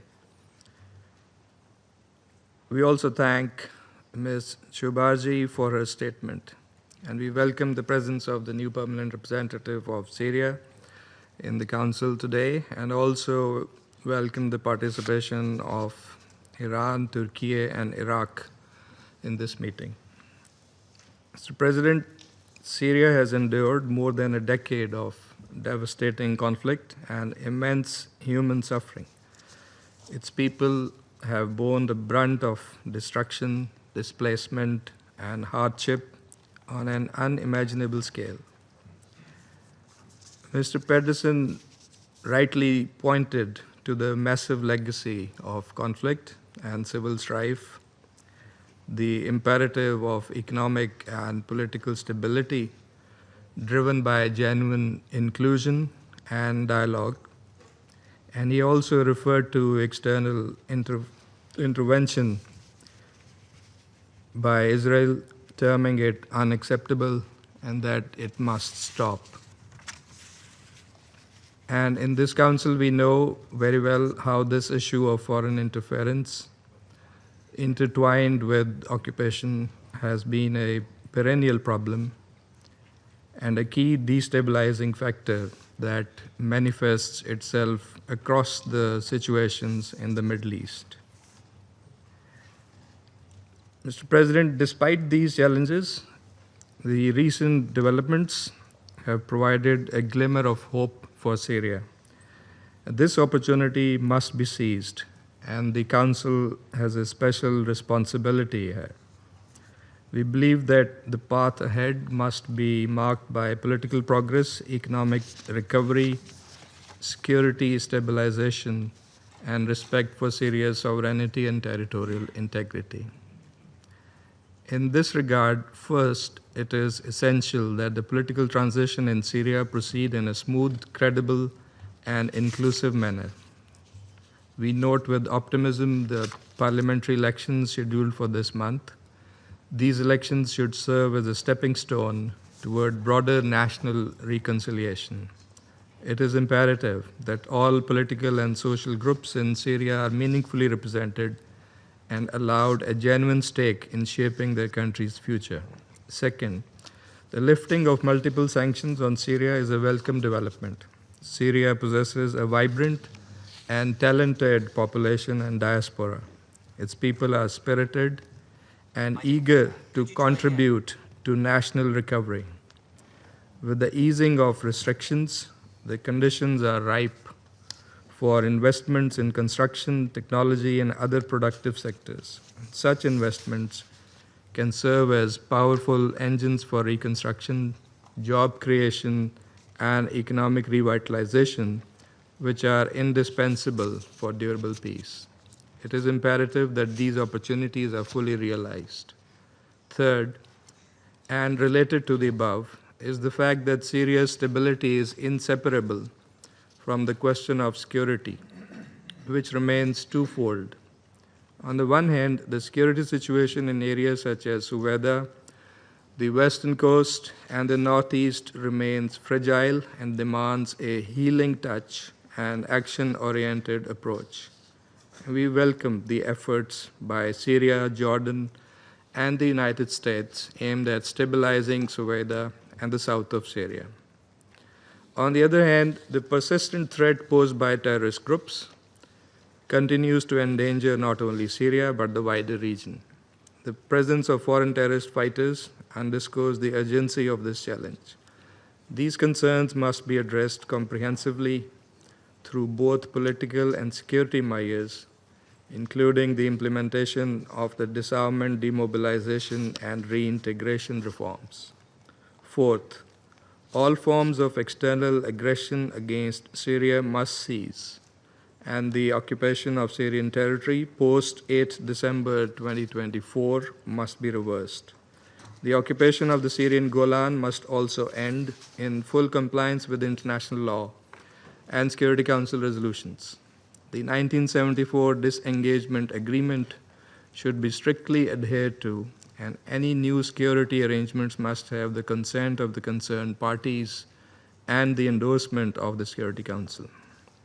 President, Syria's road to lasting peace and stability requires sustained international solidarity, unwavering respect for its sovereignty and territorial integrity, and tangible support to address its humanitarian and economic challenges. Pakistan stands in full solidarity with the brotherly people of Syria, and we will continue to support all efforts aimed at consolidating a sovereign, unified, inclusive, peaceful, and prosperous Syria. I thank you. I thank the representative of Pakistan for the statement. I now give the floor to the representative of France. Merci, Monsieur le Président. Je remercie tout d'abord l'envoyé spécial du secrétaire général, Monsieur Geir Petersen, dont l'action toutes ces années doit être saluée et que nous remercions pour ses propositions d'aujourd'hui. Saluer également le secrétaire général adjoint des Affaires humanitaires, Monsieur Tom Fletcher, qui nous rappelle l'urgence humanitaire, la nécessité d'y répondre, ainsi que vous, Madame Choubarji, importante voix de la société civile syrienne nouvelle. Je souhaite la très bienvenue à Monsieur le nouveau représentant de la Syrie à New York, et je salue les représentants de l'Irak, de l'Iran et de la Turquie. Monsieur le Président, la Syrie vit un moment historique, et le défi pour ce Conseil est simple. Comment l'aider? Comment se mobiliser autour d'elle, alors qu'elle se relève d'une longue et terrible période de guerre civile et d'une période plus longue encore de tyrannie. Pour la reconstruction d'une Syrie réconciliée au service de la paix dans la région, l'ensemble de la communauté internationale doit apporter tout le soutien nécessaire. Telle est notre responsabilité. Ce défi a trois dimensions principales. D'abord, face à la situation sécuritaire en Syrie, il est crucial de rassembler nos forces avec celles de la Syrie afin de restaurer la paix civile et de protéger tous les Syriens sans distinction. Les violences ces derniers mois ont illustré l'ampleur des menaces au rétablissement de l'unité dans le pays et entre toutes les composantes de la société syrienne. Il y faut la volonté politique des autorités de Damas, fermeté face aux fauteurs de troubles, ouverture et inclusivité politique. Il y faut un esprit de justice. Le rapport de la commission d'enquête indépendante des Nations Unies sur les violences sur la zone côtière doit être la base de mesures de réparation. Il y faut de la constance pour que la justice traditionnelle contribue progressivement à panser les plaies du passé. La France salue chaleureusement la feuille de route conclue par la Syrie, la Jordanie et les États-Unis pour résoudre la crise dans le gouvernorat de Soueïda. Cette feuille de route constitue une première étape vers une désescalade que nous souhaitons durable. Nous en soutenons la mise en œuvre rapide sur le terrain. Une Syrie unie et stable implique aussi l'éradication de la menace terroriste. Nous appelons les autorités syriennes à intensifier la lutte contre toute résurgence des mouvements terroristes et débarrasser la Syrie de ce fléau qui la défigure. Seconde dimension, humanitaire et économique. Pour répondre aux besoins immenses de la population syrienne, il nous appartient d'apporter une aide humanitaire massive et d'aider à la relance de l'économie. Après les décennies de malheur et de destruction, la Syrie est, nous l'avons entendu, en grande difficulté économique. La souffrance est aggravée par le pire épisode de sécheresse que le pays ait connu depuis près de 40 ans. Face à cette situation critique, il est de notre responsabilité collective de faciliter l'acheminement de l'aide humanitaire partout sur le territoire. Nous avons entendu le sous-secrétaire général à cet égard. Nous saluons également l'action essentielle d'OCHA et du personnel humanitaire à la suite des violences à Soueïda. Il nous faut travailler aussi avec le HCR et nos partenaires à un cadre régional permettant à la Syrie de voir ses talents et ses forces vives revenir vers elle pour bâtir la Syrie de demain. Le retour des réfugiés des pays voisins en particulier doit être assuré pour les réfugiés eux-mêmes, pour la reconstruction de la Syrie, pour la stabilité de ses voisins. Au-delà, la population syrienne dispose de tous les talents pour reconstruire et relancer l'économie dynamique, capable de faire de la Syrie un pôle de prospérité et d'innovation rayonnant dans la région. La France lui apporte tout son appui pour mobiliser les capitaux publics et privés nécessaires. Nous avons d'ailleurs, à titre européen, levé les sanctions pour faciliter cette reconstruction. S'agissant enfin de la dimension politique et diplomatique, la France, conformément à la déclaration de Paris sur la Syrie, est déterminée à apporter son soutien à une transition syrienne réussie et à une stabilité régionale durable. Cette transition, naturellement, elle appartient aux Syriens, dans un processus où chacun doit voir sa voix entendue. Les élections législatives prévues fin septembre, les premières depuis la chute du régime, peuvent marquer le début d'un processus politique transparent. La Syrie doit être respectueuse de toutes ses communautés et confessions, sunnites, chiites, kurdes, druzes, chrétiens, alaouites. Les femmes doivent être actrices à parité et à part entière de la reconstruction de la Syrie nouvelle. Cette diversité a toujours constitué l'atout maître du pays. La France a accueilli le 13 février une conférence internationale qui a tracé avec les Syriens les principes et les objectifs du soutien international à leur pays. La France s'investit en faveur de ce processus de transition pacifique qui construira une Syrie nouvelle. Au plan régional et international, et j'en terminerai par là, la Syrie doit être pleinement intégrée à son environnement régional, par la construction avec le Liban d'une relation nouvelle, fondée sur l'égalité et le respect mutuel, en rupture avec des décennies toxiques. Par la recherche de la paix avec Israël, Israël qui doit mettre fin aux bombardements et activités militaires dans le pays et se retirer de la zone du Golan, et qui doit saisir l'occasion historique que constitue une Syrie désireuse de pacifier ses relations avec ses voisins. Monsieur le Président, la présence du président Chara à New York la semaine prochaine doit être l'occasion pour le secrétaire général et l'ONU de définir avec lui la nouvelle présence de l'ONU au service de l'unité, de la souveraineté, de la paix, de la réconciliation, de la démocratie et de la reconstruction de la Syrie. Je vous remercie. I thank the representative of France for the statement. I now give the floor to the representative of Greece. Thank you, Mr. President. And let me thank Special Envoy Peterson and Undersecretary General Tom Fletcher for their insightful briefings. I thank Mrs. Jurbaji, for highlighting the importance of women's participation in Syria's recovery. I also acknowledge the presence of the new Syrian ambassador, Mr. Ibrahim Olabi. Mr. Olabi, we welcome you to the Council as you strive for a new Syria at the UN. Mr. President, I want to highlight 3 points today. First, The vision of a new Syria will only be realized once a truly inclusive political transition has been achieved. Syria is a country of a tremendous wealth, a wealth that lies in its ethnic, religious, and cultural diversity. After years of suffering, all Syrians deserve a country in which they feel protected, safe, and included. In this context, we took careful note of the announcement of the selection of 2/3 of the country's legislative council by regional electoral committees. New legislative structures need to ensure democratic legitimacy and a fair representation for all. We regret the security conditions that led to the suspension of the electoral process in the Druze-dominated Shueida and the Kurdish-controlled governorates. We expect the political transition to include all Syrians, Muslims, Christians, Druze, Kurds, and importantly, women. It is clear that only if all religious and ethnic groups feel safe and politically represented can Syria move forward in its path for reconciliation, social cohesion, and economic development.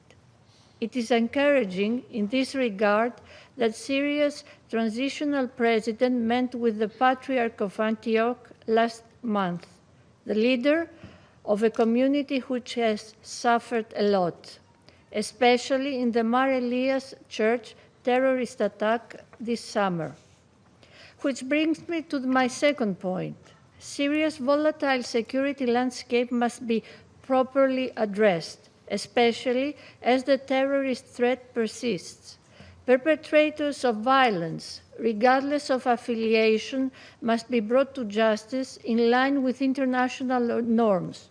We welcome the roadmap agreed by Syria, Jordan, and the US on restoring stability in Shueida, expecting full accountability.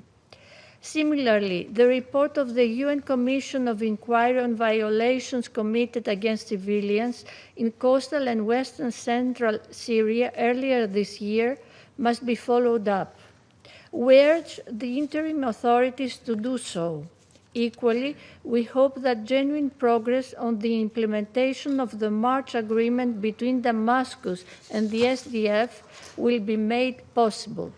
This, in the context of wider efforts to assure safety and inclusivity for all Syrians. All regional actors must respect international law, refraining from incitement, threat, or the use of force, as well as malign influence or interference. Third, Syria needs to rebound as its economy is currently in disarray and humanitarian needs remain urgent. Aware of the challenges on the ground, the EU was swift in lifting sanctions in line with a gradual and reversible approach. It also introduced new listings under the EU Global Human Rights Sanctions regime, targeting those responsible for serious human rights abuses. Syria needs to be rebuilt for the refugees to return home, involving the diverse and wealthy Syrian diaspora to this end is necessary. In this sense, we reaffirm Syria's unity, independence, sovereignty, and territorial integrity, urging all to respect it fully. Mr. President, with the 80th session of the United Nations General Assembly now upon us, Syria stands at crossroads. We look forward to the address of Syria's transitional president next week, certainly a significant milestone in the country's history. We will remain hopeful, but also vigilant, especially about a new Syria, which is inclusive for all and free from foreign interference. Greece stands at the side of the Syrian people and the United Nations along this path. Thank you. I thank the representative of Greece for the statement. I now give the floor to the representative of China. 谢谢主席，我感谢裴凯如特使和 Fletcher 副秘书长的通报，认真听取了民间社会代表乔尔巴吉女士的发言，欢迎叙利亚、伊朗、伊拉克、土耳其的代表出席今天的会议。中国和叙利亚是友好国家，中方始终致力于发展面向全体叙利亚人民的友好关系，从不干涉叙利亚内政，尊重叙利亚人民的选择。当前形势下，国际社会要向叙利亚提供建设性帮助，推动叙利亚早日恢复和平稳定。叙利亚临时当局应该采取切实措施，积极回应国际社会的关切。我讲3点：第一，坚定推进包容性政治过渡。中方支持叙利亚临时当局根据安理会第2254号决议确定的原则，继续同叙利亚各方开展对话协商，争取早日实现内部和解，打造广泛包容的治理架构。叙利亚不能发生新的大规模的暴力事件。叙利亚各群体的声音应当得到认真的倾听，权利应当得到充分的尊重，安全应当得到同等的保护。叙利亚将举行临时人民议会选举，联合国可为此提供协助。第二，坚决打击一切形式的恐怖主义。外国恐怖作战分子在叙利亚活动猖獗，叙利亚境内的反恐形势依然严峻。恐怖分子一日不除，叙利亚就一日难回正常发展道路。叙利亚应切实履行反恐义务，采取一切必要措施，打击包括东伊运在内的所有被安理会列明的恐怖组织，以实际行动取信于国际社会。在反恐问题上，必须坚持零容忍，绝不能搞包庇、纵容，甚至政治利用。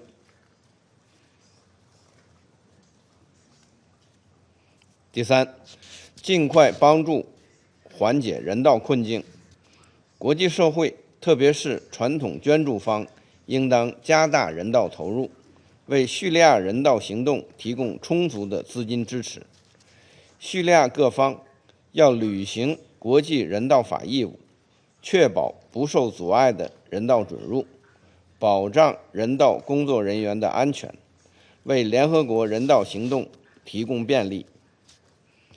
相信在国际社会的帮助下，叙利亚人民终将渡过难关。主席，国际社会在处理叙利亚问题时，应当始终遵守一条基本原则，那就是叙利亚的主权、安全和领土完整必须得到各方的充分尊重。我们呼吁以色列停止对叙利亚的军事行动，立即从叙利亚领土撤出。作为中东国家的战略伙伴，中方愿同国际社会一道，继续为推动叙利亚实现长治久安、中东地区恢复和平安宁发挥建设性作用。谢谢主席。I thank the representative of China for the statement, and I give the floor to the representative of United Kingdom. Thank you, President. And thank you, Special Envoy Pedersen and USG Fletcher for briefing us today. Thank you too, Ms. Chorbachi, for your powerful testimony, which outlined the horrific toll the former regime had on your family and on the families of so many Syrians. The UK stands with you as you build a better future. I'd also like to take the opportunity to welcome to the Council the new Syrian Permanent Representative, and the UK looks forward to working with you in support of Syria's political transition and economic reconstruction. President, I'll make 3 points. First, The Syrian government has made progress in seeking to foster genuine national reconciliation and in laying the foundations for state institutions that work for and represent all of Syria. This includes recent steps towards holding indirect elections for the People's Assembly and the efforts of the Supreme Electoral Committee to consult across Syria and guarantee at least 20% of electors are female. We encourage the government to continue to prioritise women's meaningful participation in the political transition and to use this opportunity to take further steps to ensure a representative and inclusive political process. We also encourage further concrete progress in the negotiations between the Syrian Democratic Forces and the Syrian government to build towards a unified and more secure Syria. Second, we reiterate our call on Israel to refrain from actions that risk destabilizing Syria and to respect Syria's sovereignty and territorial integrity. The UK welcomes the ongoing engagement between Syria and Israel. Dialogue and diplomacy, not military action, will help achieve a more peaceful future for both countries and for the region. Third, we acknowledge the progress made on aid access in Sueda, which USG Fletcher described for us, but call on parties to focus on a solution for peace. 180,000 people remain displaced in southern Syria with significant humanitarian needs. We urge prioritizing restoration of critical infrastructure, such as water and electricity, as soon as possible. Likewise, as the new school year starts, we urge the government to assist those displaced to return home so that children can continue their schooling at this critical moment. We welcome the efforts of Syria, Jordan, and the United States in developing a roadmap to address the crisis in Sueda and stabilize southern Syria. President, next week we will see the historic visit of President al-Sharaa to the United Nations, where we look forward to hearing more details on his vision for a secure and prosperous Syria that delivers for the rights and needs of all Syrians. We reiterate the importance of this Council taking the necessary measures to bolster Syria's economy, including reforming UN sanctions. The UN can also play a crucial role in supporting Syria's transition, and in this regard, we look forward to hearing from the Secretary-General on his recommendations for the UN's future role and footprint in Syria. I thank you. I thank the representative of the United Kingdom for the statement. Excuse me. I shall now make a statement in my capacity as the representative of the Republic of Korea.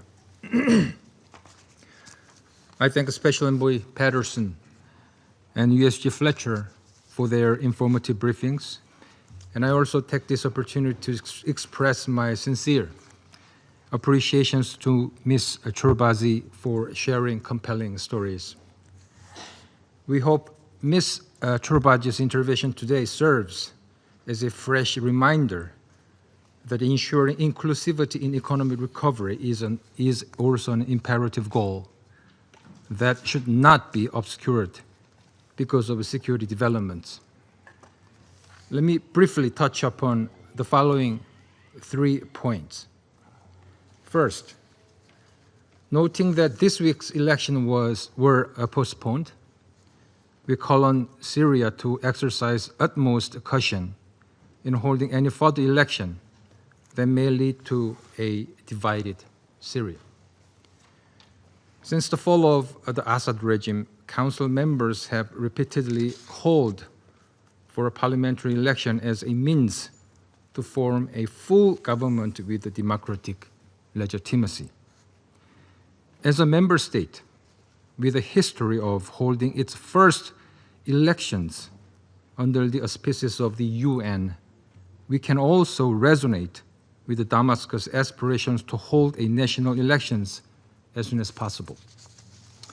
Yet, the Korean Peninsula's painful history tells that having an election just in part of that country carries a significant risk of fragmentation, in addition to possible tragic military confrontation between nationals.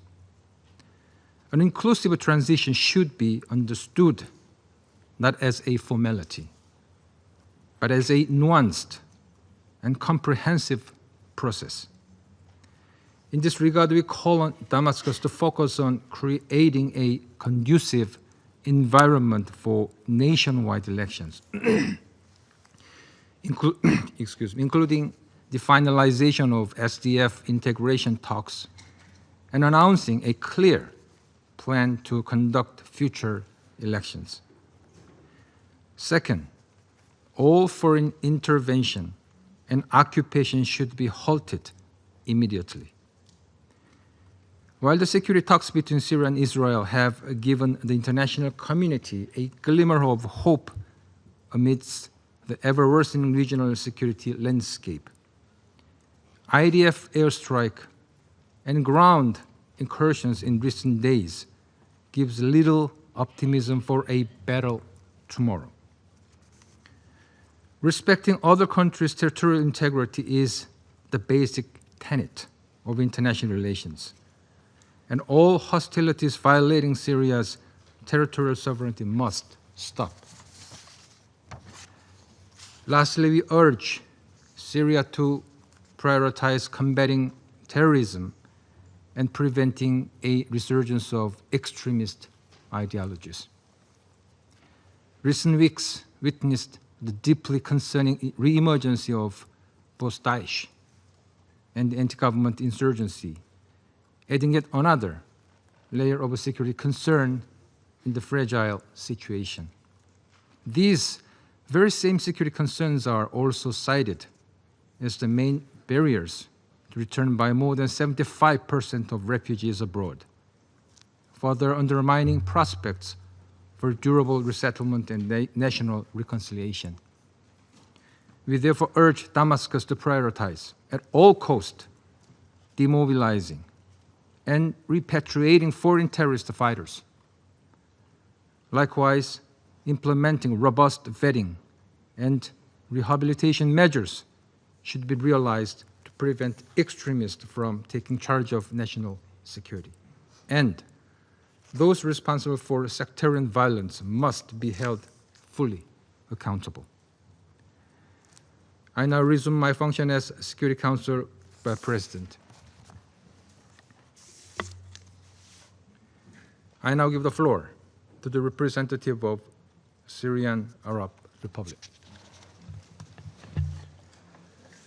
السيد الرئيس، أهنئكم وفريقكم على حسن إدارة أعمال المجلس للشهر الجاري، وأتقدم بالشكر للسيد جير بيترسون المبعوث الخاص إلى سوريا، والسيد توم فليتشر وكيل الأمين العام للشؤون الإنسانية ومنسق الإغاثة في حالات الطوارئ على الإحاطة، كما أتقدم بالتحية والتقدير للسيدة مجد شربجي من المجتمع المدني على إحاطتها القيمة وعلى صمودها بعد تجربتها المؤلمة مع النظام البائد، وهو تذكير لنا جميعاً بما تحررنا منه. واسمحوا لي أن أؤكد لها أن صوت المجتمع المدني السوري سيكون محل ترحيب الوفد، فهذه هي سوريا الجديدة.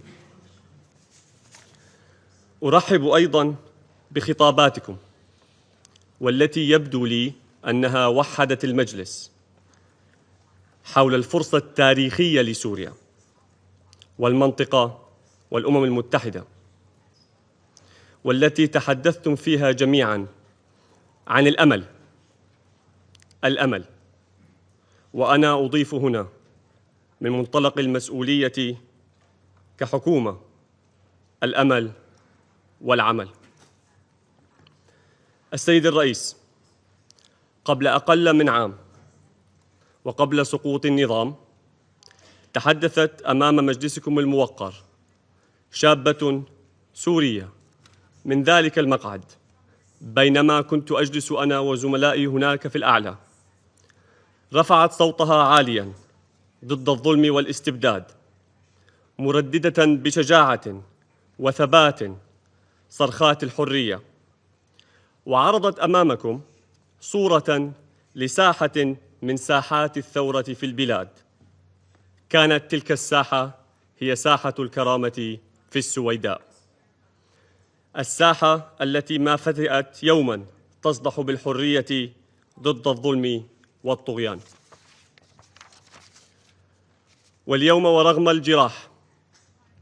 الجراح الأليمة والحوادث المؤسفة التي أدمت قلوب السوريين والسوريات، فإن السويداء وأهلها الكرام كانوا وسيبقون في قلب كل سوري، حالها حال جميع المحافظات السورية وكل بقعة من هذه البلاد التي ارتوت بدماء السوريين والسوريات الذين ثاروا من أجل الحرية والكرامة.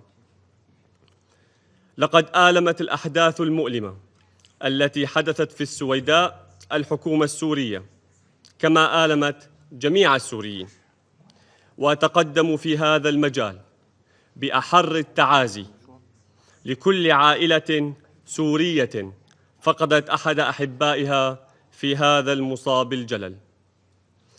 ولذلك فقد بذلت الحكومة السورية قصارى جهدها لمعالجة الجراح الناجمة عن تلك الأحداث، وانطلاقاً من حرص الحكومة السورية على وحدة البلاد، فقد انخرطت بحسن نية ونهج بناء في جميع المبادرات الرامية لحل هذه الأزمة، والتي توجت باعتماد خارطة الطريق لحل أزمة السويداء واستقرار جنوب سوريا، والتي تم إقرارها خلال الاجتماع الثلاثي الذي عقد في دمشق وجمع الجمهورية العربية السورية والمملكة الأردنية الهاشمية والولايات المتحدة الأمريكية. وكنت قد وجهت يوم أمس مع زميلي السفيرة الأمريكية والمندوب الدائم للمملكة الأردنية رسالة إلى مجلس الأمن لاعتماد خارطة الطريق كوثيقة رسمية في الأمم المتحدة ومجلس الأمن. سيد الرئيس، إن أول بنود خارطة الطريق كانت دعوة لجنة التحقيق الدولية المستقلة بشأن الجمهورية العربية السورية لإجراء تحقيق في الأحداث الأخيرة، والتزام الحكومة السورية بمحاسبة جميع مرتكبي الانتهاكات.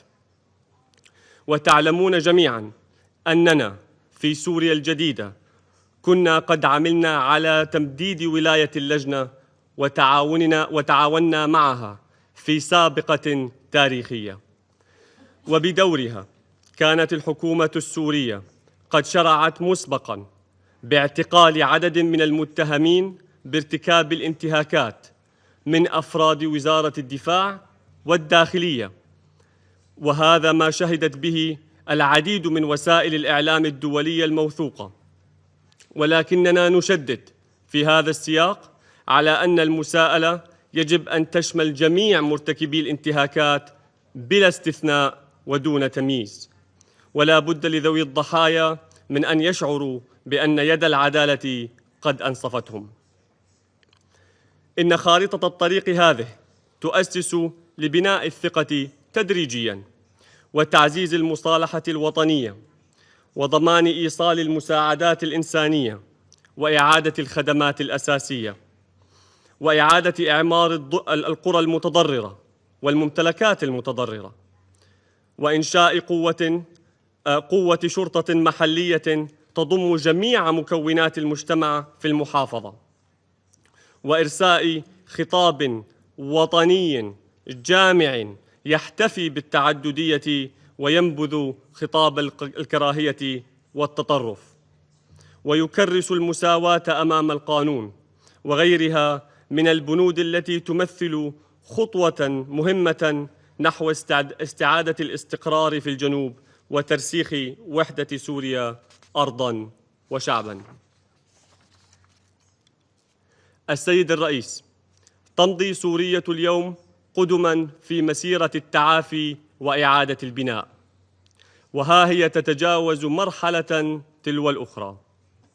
فبعد تحرير البلاد من الاستبداد والحفاظ على مؤسسات الدولة وملء الفراغ الرئاسي، تم البدء بحوار وطني ثم تشكيل حكومة متنوعة مبنية على الكفاءات. واليوم تستكمل الجهود لإجراء عملية انتخابية تناسب خصوصية المرحلة الانتقالية وتحديات ما بعد النزاع، وذلك بهدف ملء الفراغ التشريعي في استحقاق سيد الرئيس هو الأول من نوعه منذ عقود طويلة، يقوم على العمل نحو فصل السلطات. ونرحب في هذا السياق بالاتفاقات بين اللجنة العليا للانتخابات وعدد من منظمات المجتمع المدني، حيث وضعت الحكومة نصب أعينها أن تكون هذه الانتخابات فرصة حقيقية ليشارك السوريون والسوريات في صياغة مستقبل البلاد. لقد شددت المراسيم الناظمة للعملية الانتخابية على تمثيل جميع المكونات السورية وضمان مشاركة الفئات الأكثر هشاشة وتمثيل المرأة بنسبة لا تقل عن 20% في قائمة الهيئة الناخبة، وفتحت الباب واسعاً أمام الرقابة القضائية والرقابة الإعلامية وصولاً منها إلى دعوة المنظمات الدولية والبعثات الدبلوماسية للاطلاع على العملية الانتخابية. إن سوريا تؤمن بأن هذه الانتخابات رغم كل الصعوبات ورغم كل التحديات ستكون خطوة أولى على طريق ترسيخ السلم الأهلي وبناء المؤسسات التي تمثل السوريين والسوريات بحق وتجسد تطلعاتهم. ولا تكتفي الحكومة السورية بالخطوات السياسية فحسب، بل تحث الخطى وتبذل جهوداً كبيرة للارتقاء بالواقع الاقتصادي، إذ تم توقيع عشرات الاتفاقات مع الدول الشقيقة والصديقة ومذكرات التفاهم مع مختلف الشركات الدولية والعالمية. وكذلك يتكاتف السوريون حول العالم ويستنهضون طاقتهم في حملات مجتمعية سخية لدعم جهود التعافي بعد سنوات طويلة من الظلم والمعاناة. الزميلات والزملاء، إن سوريا تدين وبأشد العبارات الاعتداءات الإسرائيلية وتجدد مطالبتها مجلس الأمن بالتحرك الفوري لإدانة هذه الاعتداءات ومنع تكرارها، وإلزام سلطات الاحتلال الإسرائيلي بسحب قواتها من الأراضي السورية التي توغلت فيها على مدى الأشهر الماضية، وإنهاء احتلالها للجولان السوري وفق قرارات الأمم المتحدة ذات الصلة، وفي مقدمتها القرارات 242 و383 و497. السيد الرئيس، لا تزال الجهود المنتظرة من المجتمع الدولي لتحقيق نقلة نوعية على المستويين الإنساني والتنموي دون المستوى المأمول، إذ لا زال الكثير من السوريين، وكما تشير الأرقام التي سمعناها قبل قليل، يعانون جراء الافتقار الشديد للخدمات الأساسية والتحديات الناجمة عن الآثار الخطيرة والكارثية لتغير المناخ وموجة الجفاف الأسوأ منذ 3 عقود، والتي تحرم السوريين من احتياجاتهم الأساسية من المياه وتهدد بشكل جدي الإنتاج الزراعي والأمن الغذائي، ناهيك عن التلوث الكبير بمخلفات الحرب القابلة للانفجار وللألغام التي تشكل عائقاً كبيراً أمام عودة اللاجئين والمهجرين واستصلاح الأراضي الزراعية. ورغم النجاحات التي تحدثت عنها وتحدثتم أنتم عنها، فإن تجاوز التحديات أعلاه يتطلب حشد الجهود الدولية وتعزيز الانخراط الإيجابي الدولي الداعم لسوريا وللسوريين، ودعم البرامج الرامية لإنعاش القطاعات الحيوية، وتكثيف البرامج الإنسانية التنموية، والوفاء بالتعهدات المعلنة لتمويل خطة الاستجابة الإنسانية. ولا يفوتني في هذا السياق توجيه الشكر للدول الأعضاء في مجلس الأمن على التسهيلات التي قدموها لمشاركة الوفد السوري في لحظة تاريخية في أعمال الأسبوع الرفيع المستوى للدورة 80 للجمعية العامة للأمم المتحدة. تجدد الحكومة السورية في هذا الصدد التزامها الراسخ بالشراكة والتعاون مع الأمم المتحدة وجميع وكالاتها المتخصصة، وتدعو الأمم المتحدة لتعزيز جهودها لتكون خير داعم للسوريين في هذه المرحلة المفصلية من تاريخهم. ختاماً السيد الرئيس، إن دمشق التي لطالما كانت قلب سوريا ورمز وحدتها ستبقى البيت الجامع لكل السوريين والسوريات، تفتح ذراعيها لهم مهما اختلفت مشاربهم وتنوعت معتقداتهم، فتنوعهم سيدي الرئيس مصدر قوة وثراء يثبت أن سوريا كانت وستبقى عصية على كل محاولات الفرقة والانقسام. إن السوريين بتاريخهم المشترك وإرثهم العريق يقفون اليوم صفاً قوياً يتطلعون فيه نحو المستقبل المنشود، رافضين الإرهاب وخطابات الكراهية والتطرف، مصرين على طي صفحة الآلام والمعاناة، عازمين على بناء وطن يتسع لجميع أبنائه دون استثناء، بعيداً عن أي تهميش أو إقصاء.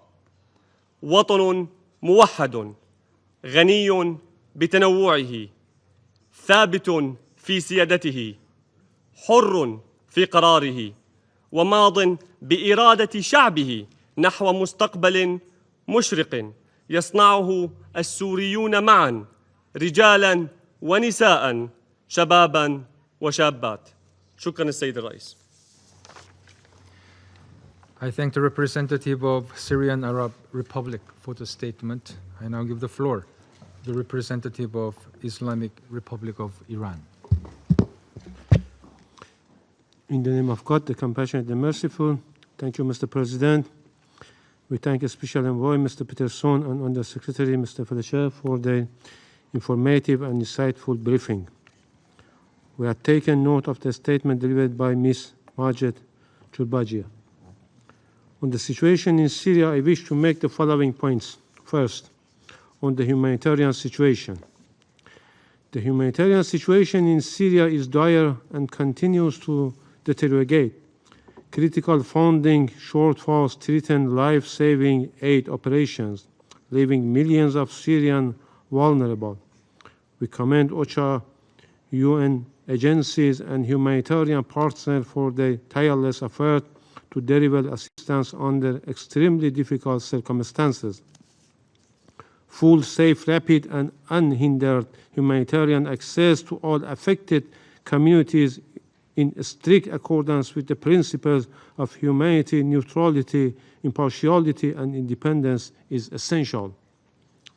Beyond the urgent need for humanitarian relief, Syria continues to confront profound economic challenges and an escalating food crisis, inflation, devastated infrastructure, broken supply chain, energy shortage, and recurring drought threaten the very survival of millions. These hardships are the direct result of years of unilateral coercive measures imposed in Syria, measures that are illegal, illegitimate, and in blatant violation of the Charter of the United Nations. These illegal measures gravely hinder recovery, obstruct reconstruction, and exacerbate the suffering of the Syrian people. They must be lifted in their entirety without condition to allow Syria to rebuild its economy, restore livelihood, and enable the safe and dignified return of refugees and internally displaced persons. Sanctions must never be used as an instrument of political coercion or interference in Syrian internal affairs. Second, on the security situation. The ceasefire arrangement remains fragile, while insecurity persists in Syria and other regions. Terrorist groups such as Daesh, Al-Qaeda, and affiliated foreign terrorist fighters continue to destabilize Syria and the wider region, seriously undermining regional and international peace and security. The Security Council must also not ignore the ongoing destabilizing and aggressive action of the Israeli regime in Syria. Iran emphasized that all foreign occupation must end. Israel's act of aggression, including repeated airstrike against Syrian territory, constitute flagrant violation of international law and the Charter of the United Nations. The Council must not remain silent on these violations. Third, on the political process. Lasting peace and stability in Syria can only be achieved through a comprehensive Syrian-owned and Syrian-led political process, free from foreign interference and coercion. This process must be genuinely inclusive of all communities. Excluding key groups would only deepen graveness, undermine legitimacy, and risk destabilizing an already fragile situation. Such a process must safeguard the legitimate rights and aspirations of all Syrians, while preserving Syrian sovereignty, independence, unity, and national institutions. In this context, we support the recent diplomatic engagement of the Special Envoy with Syrian authorities in Damascus regarding the inclusive political transition. Fourth, on the Iran principal position, we reiterate that the sovereignty, unity, and territorial integrity of Syria must be fully respected. Any attempts to impose external agendas or fragment the country is unacceptable. We are concerned by agendas or demands for federalization or autonomy. Mishandled, these aspirations could fuel fragmentation and renewed conflict. Address responsibility through an inclusive national dialogue under the auspices of the United Nations. They could instead contribute to reconciliation and stability. Iran will continue to support the Syrian people and their efforts to restore peace, stability, reconstruction, and national reconciliation, fully in the line with the will of the Syrian people themselves. I thank you, Mr. President. I thank the representative of the Islamic Republic of Iran for his statement. I now give the floor to the representative of Iraq. شكرا سيد الرئيس. يشرفني أن أدلي بهذا البيان باسم المجموعة العربية. أتوجه بجزيل الشكر للسيد جير بيدرسون المبعوث الخاص للأمين العام إلى سوريا، والسيد توم فليتشر وكيل الأمين العام للشؤون الإنسانية ومنسق الإغاثة في حالات الطوارئ على إحاطتيهما القيمتين. كما استمعنا إلى المداخلة المهمة للسيدة مجد شوربجي، وأرحب بسعادة المندوب الدائم الجديد للجمهورية العربية السورية السفير إبراهيم علبي في نيويورك، وأؤكد استعداد دول المجموعة العربية لاستمرار التعامل مع الوفد الدائم لسوريا بما يدعم جهود الحكومة السورية وتطلعات الشعب السوري في هذه المرحلة الحرجة. السيد الرئيس، تؤكد المجموعة العربية على دعمها الراسخ وترحيبها بجهود الحكومة السورية ومساعيها لبسط الأمن والاستقرار على كامل أراضيها، بما في ذلك خارطة الطريق لحل الأزمة في السويداء واستقرار جنوب سوريا التي اعتمدها الاجتماع الثلاثي الذي جمع الجمهورية العربية السورية والمملكة الأردنية الهاشمية والولايات المتحدة في العاصمة السورية دمشق.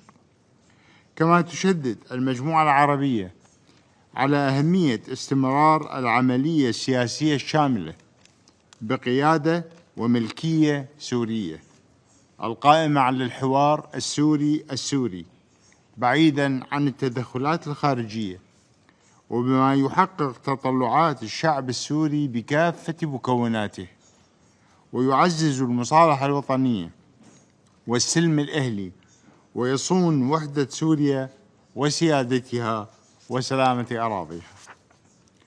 تدين المجموعة العربية بأشد العبارات اعتداءات الكيان الإسرائيلي المتكررة على الأراضي السورية، وترفض رفضاً قاطعاً أي ذرائع لتبرير تلك السياسات العدوانية ضد سوريا، وتحذر من المحاولات الإسرائيلية المشبوهة الرامية إلى استغلال الأوضاع الداخلية لإثارة الفتنة والطائفية، وتطالب مجلس الأمن بالاطلاع بمسؤولياته وإلزام سلطات الاحتلال الإسرائيلي بوقف انتهاكاتها والانسحاب الكامل من جميع الأراضي السورية المحتلة، وفي مقدمتها الجولان العربي السوري المحتل، تنفيذاً لقرارات مجلس الأمن ذات الصلة، ولا سيما القرارات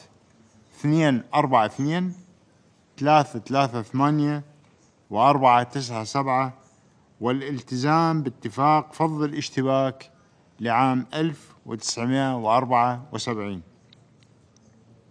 كما تشدد المجموعة العربية على أهمية تعزيز العمل الإنساني في سوريا، وتدعو المجتمع الدولي إلى زيادة تمويل خطة الاستجابة الإنسانية التي ما زالت تعاني من فجوات كبيرة، بما يساهم في تلبية الاحتياجات الأساسية وتهيئة الظروف الملائمة لعودة اللاجئين والنازحين عودة طوعية وآمنة وكريمة. كما تعرب عن تقديرها العميق للدول المستضيفة للاجئين السوريين، وتدعو لزيادة وتوسيع الدعم الدولي للدول المضيفة التي لا يمكن أن تتحمل ذلك العبء بمفردها.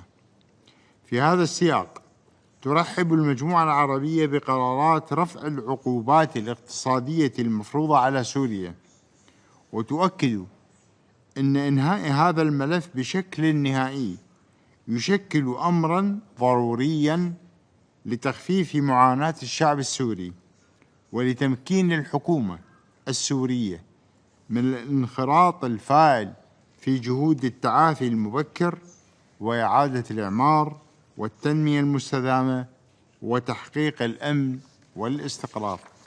السيد الرئيس، يمثل دعم سوريا في هذه المرحلة المصيرية التزاماً أخلاقياً وسياسياً من المجتمع الدولي، وتؤكد المجموعة العربية هنا على ضرورة حشد الجهود لتعزيز الدعم الدولي لسوريا بمختلف أشكاله، بما في ذلك تعزيز الاستثمارات ودفع التعاون الاقتصادي قدماً، بما يساهم في دعم جهود تحقيق الأمن والاستقرار، ويدفع مسيرة التنمية وإعادة البناء إلى الأمام، ويضمن بناء مستقبل آمن ومزدهر يليق بتطلعات الشعب السوري الشقيق.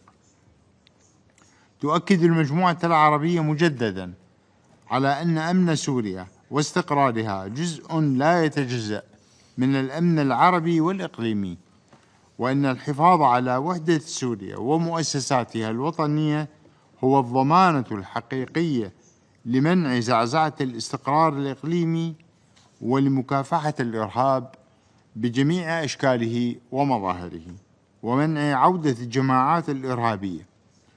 وتعرب المجموعة عن الدعم الكامل لجهود سوريا في مجال مكافحة الإرهاب وتأمين الحدود ومكافحة تهريب الأسلحة والمخدرات، وتؤكد أهمية دعم هذه الجهود وتعزيز التعاون في إطار دعم الأمن الإقليمي ومكافحة التهديدات العابرة للحدود.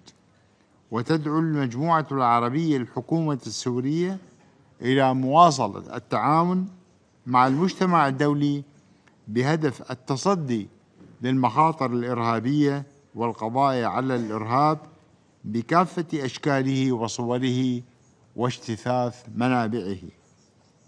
وفي الختام، تجدد المجموعة العربية تأكيد تضامنها الكامل مع الجمهورية العربية السورية ودعوتها المجتمع الدولي لتعزيز التعاون وحشد الجهود واستثمار الفرصة السانحة لدعم الشعب السوري في مسيرته نحو السلام والاستقرار والتنمية. شكرا سيد الرئيس. I thank the representative of Iraq for his statement. I now give the floor to the representative of Turkey. Thank you, Mr. President. I would also like to Special Envoy Pedersen, USG Fletcher, and Ms. Çorbacı, Ehlen. Syrian government has made remarkable progress since last December, despite the scale of challenges. Rehabilitation projects in infrastructure are already underway, and access to electricity in the country has improved. Reconstruction process will only accelerate once all natural resources come under the control of the Syrian government for the benefit of the whole Syrian people. We are encouraged to observe that Syria's engagement with the international community is advancing on a steady and constructive path. Participation of the Syrian president in the UN General Assembly during high-level week will be of enormous importance in reinforcing this engagement. Turkey will continue to support lifting of all sanctions as the Syrian government pursues its reconstruction agenda. Mr. President, the new period in Syria requires sustained efforts to ensure peace and stability on the basis of its territorial integrity and unity. A Syria that has reestablished its sovereignty, territorial integrity, and stability is also key to preventing wider security risks. Empowering the Syrian government is essential to achieving this goal. From the outset, Turkey has facilitated mobilization of regional and international efforts to engage with the new government. It is important not to lose sight of the need to secure stability and security. Syrian government is committed to improving the safety and security of the country of all its people, and this should be supported. In this regard, we welcome the roadmap announced by Syria, Jordan, and the United States with the objective of preserving calm, ensuring stability, and preventing renewed conflict in Sueda province. Turkey will support initiatives that promote peace, security, and stability for all components in the Syrian society. But it is also essential for Israel to reconsider its policy of aggression, of keeping Syria weak and fragmented, and to recognize that Syria's stability also serves for the security of all in the region. Mr. President, recent developments have also underscored the importance of a comprehensive and transparent political transition process supported by all segments of society. We hope that the upcoming People's Assembly elections will contribute to this end. It is equally important that Syrian government assume control in the northeast, including camps and detention centers. These would create the conditions for enhanced regional cooperation toward the definitive defeat of Daesh terror organization. International community should rely on the Syrian government to lead a credible, effective, and accelerated repatriation process from the camps. Establishment of a centralized administration, a national army, is indispensable for the unity and stability. National security must be ensured through a unified military under a single central authority-led chain of command. It is also noteworthy that the Syrian government's capacity to counter Daesh has been significantly reinforced over the past 9 months. The 10th March agreement between the Syrian government and the so-called SDF remains entirely unimplemented. SDF continues to play for time and has shown no interest in a united future for Syria. Hopefully, it will change. More pressure must be placed on the SDF to this end. Ideas and initiatives that carry the risk of fragmentation are not acceptable. Mr. President, keeping Syria on the track is our shared responsibility. The period ahead requires constructive engagement with the Syrian government and closer international cooperation. Turkey will remain fully committed to this vision. Thank you. I thank the representative of Turkey for the statement. I now give the floor to Mr. Geir Pedersen to respond to comments. Thank you, Mr. President. It's not really to respond to comments, but I have an announcement, or whatever you like to call it. So I wish to let the Council know that I have informed the Secretary General of my intention to step down after more than 6.5 years serving as the United Nations Special Envoy for Syria. And he has graciously accepted my request. Firstly, let me say, and let me really underscore this, I am, and I believe we all are, deeply indebted to and profoundly grateful to the Syrian people who have shown extraordinary courage and humanity throughout these years. And today we heard 2 very impressive voices from Madame Chorbachi and the new PR. And I'm going to miss listening to that. But as my family and colleagues know, it has been my intention for quite some time to move on for personal reasons after a long period of service. Yet, given the extraordinary changes in Syria and the opening of a new chapter, it has also been both my duty and indeed my privilege to remain in office and to help guide the United Nations political efforts in the first crucial months of this historical period of political transition. I will be departing in the near future, but I assure that I will remain fully engaged in my responsibilities until my final day in office. I again extend my deepest gratitude to the Secretary General for his trust and unwavering support, and indeed to my exceptional team for their tireless dedication, and to the Security Council for its sustained backing throughout this journey. It's been a pleasure.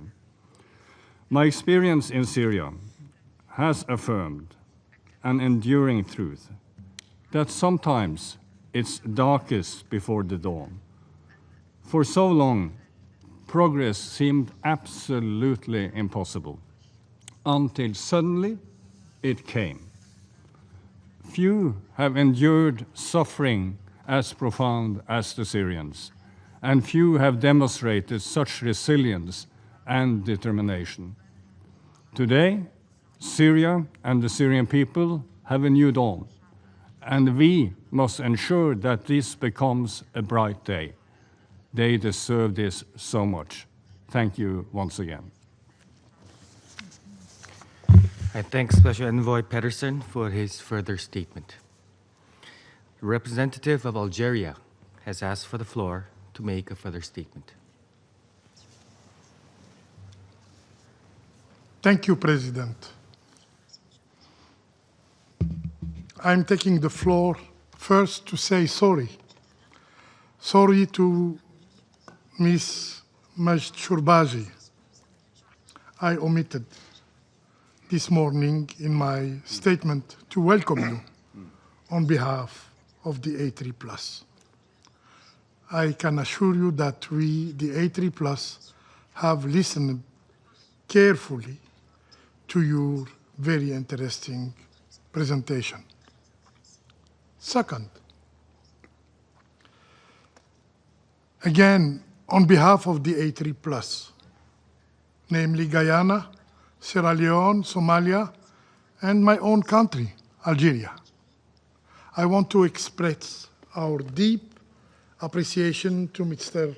Pedersen for his tireless efforts in supporting the Syrian people and Syria in overcoming the consequences of a devastating conflict and navigating a most challenging transition period. His professionalism, his commitment, and his dedication have been invaluable throughout this journey, and we wish him all the best. Looking ahead, we hope that the new Special Envoy will bring renewed momentum to the role of the United Nations in Syria and help unite all efforts toward a single objective: support Syria and its people. The A3+ remain fully committed to working with all partners in pursuit of the best interest of Syria and a brighter future for its people. I thank you. Thank you. I thank the representative of Algeria for the statement. The representative of Syrian Arab Republic has asked for the floor to make a further statement. I give them the floor. Thank you, Mr. President. I'll be speaking in English. On December 7th, both Mr. Pedersen and I were together in Doha when we've received the news that the regime has fallen. Being a special envoy for any conflict, let alone one that we Syrians know, is no easy job. I think everyone around this council can agree with me on this point. This is perhaps not unique to Syria, but Syria has presented incredible challenges for all the envoys that were bestowed with such a big responsibility. But what perhaps is unique to the Syrian situation in Mr. Envoy's departure is that he departs on a note of hope, on a success story, on a hopeful story, on well wishes for millions of Syrians that he endured so much criticism and so much pressure to be able to serve. I wish him and his family, who I'm sure endured equally as much during that period, all the best. And we look forward, Mr. President, in engaging with the Secretary General and all of you in working with his successor in a way that preserves Syrian sovereignty and fulfills the aspiration of the Syrian people. I thank the representative of Syrian Arab Republic for the statement. I believe I can express the Council's gratitude for Mr. Patterson's service during these challenging times. I wish him the very best in his future endeavors. The Council will continue to work with him until the completion of his mission and stands ready to cooperate with his successor in supporting Syria and the Syrian people in their inclusive transition. There are no names No more names inscribed on the list of speakers. And the meeting is adjourned.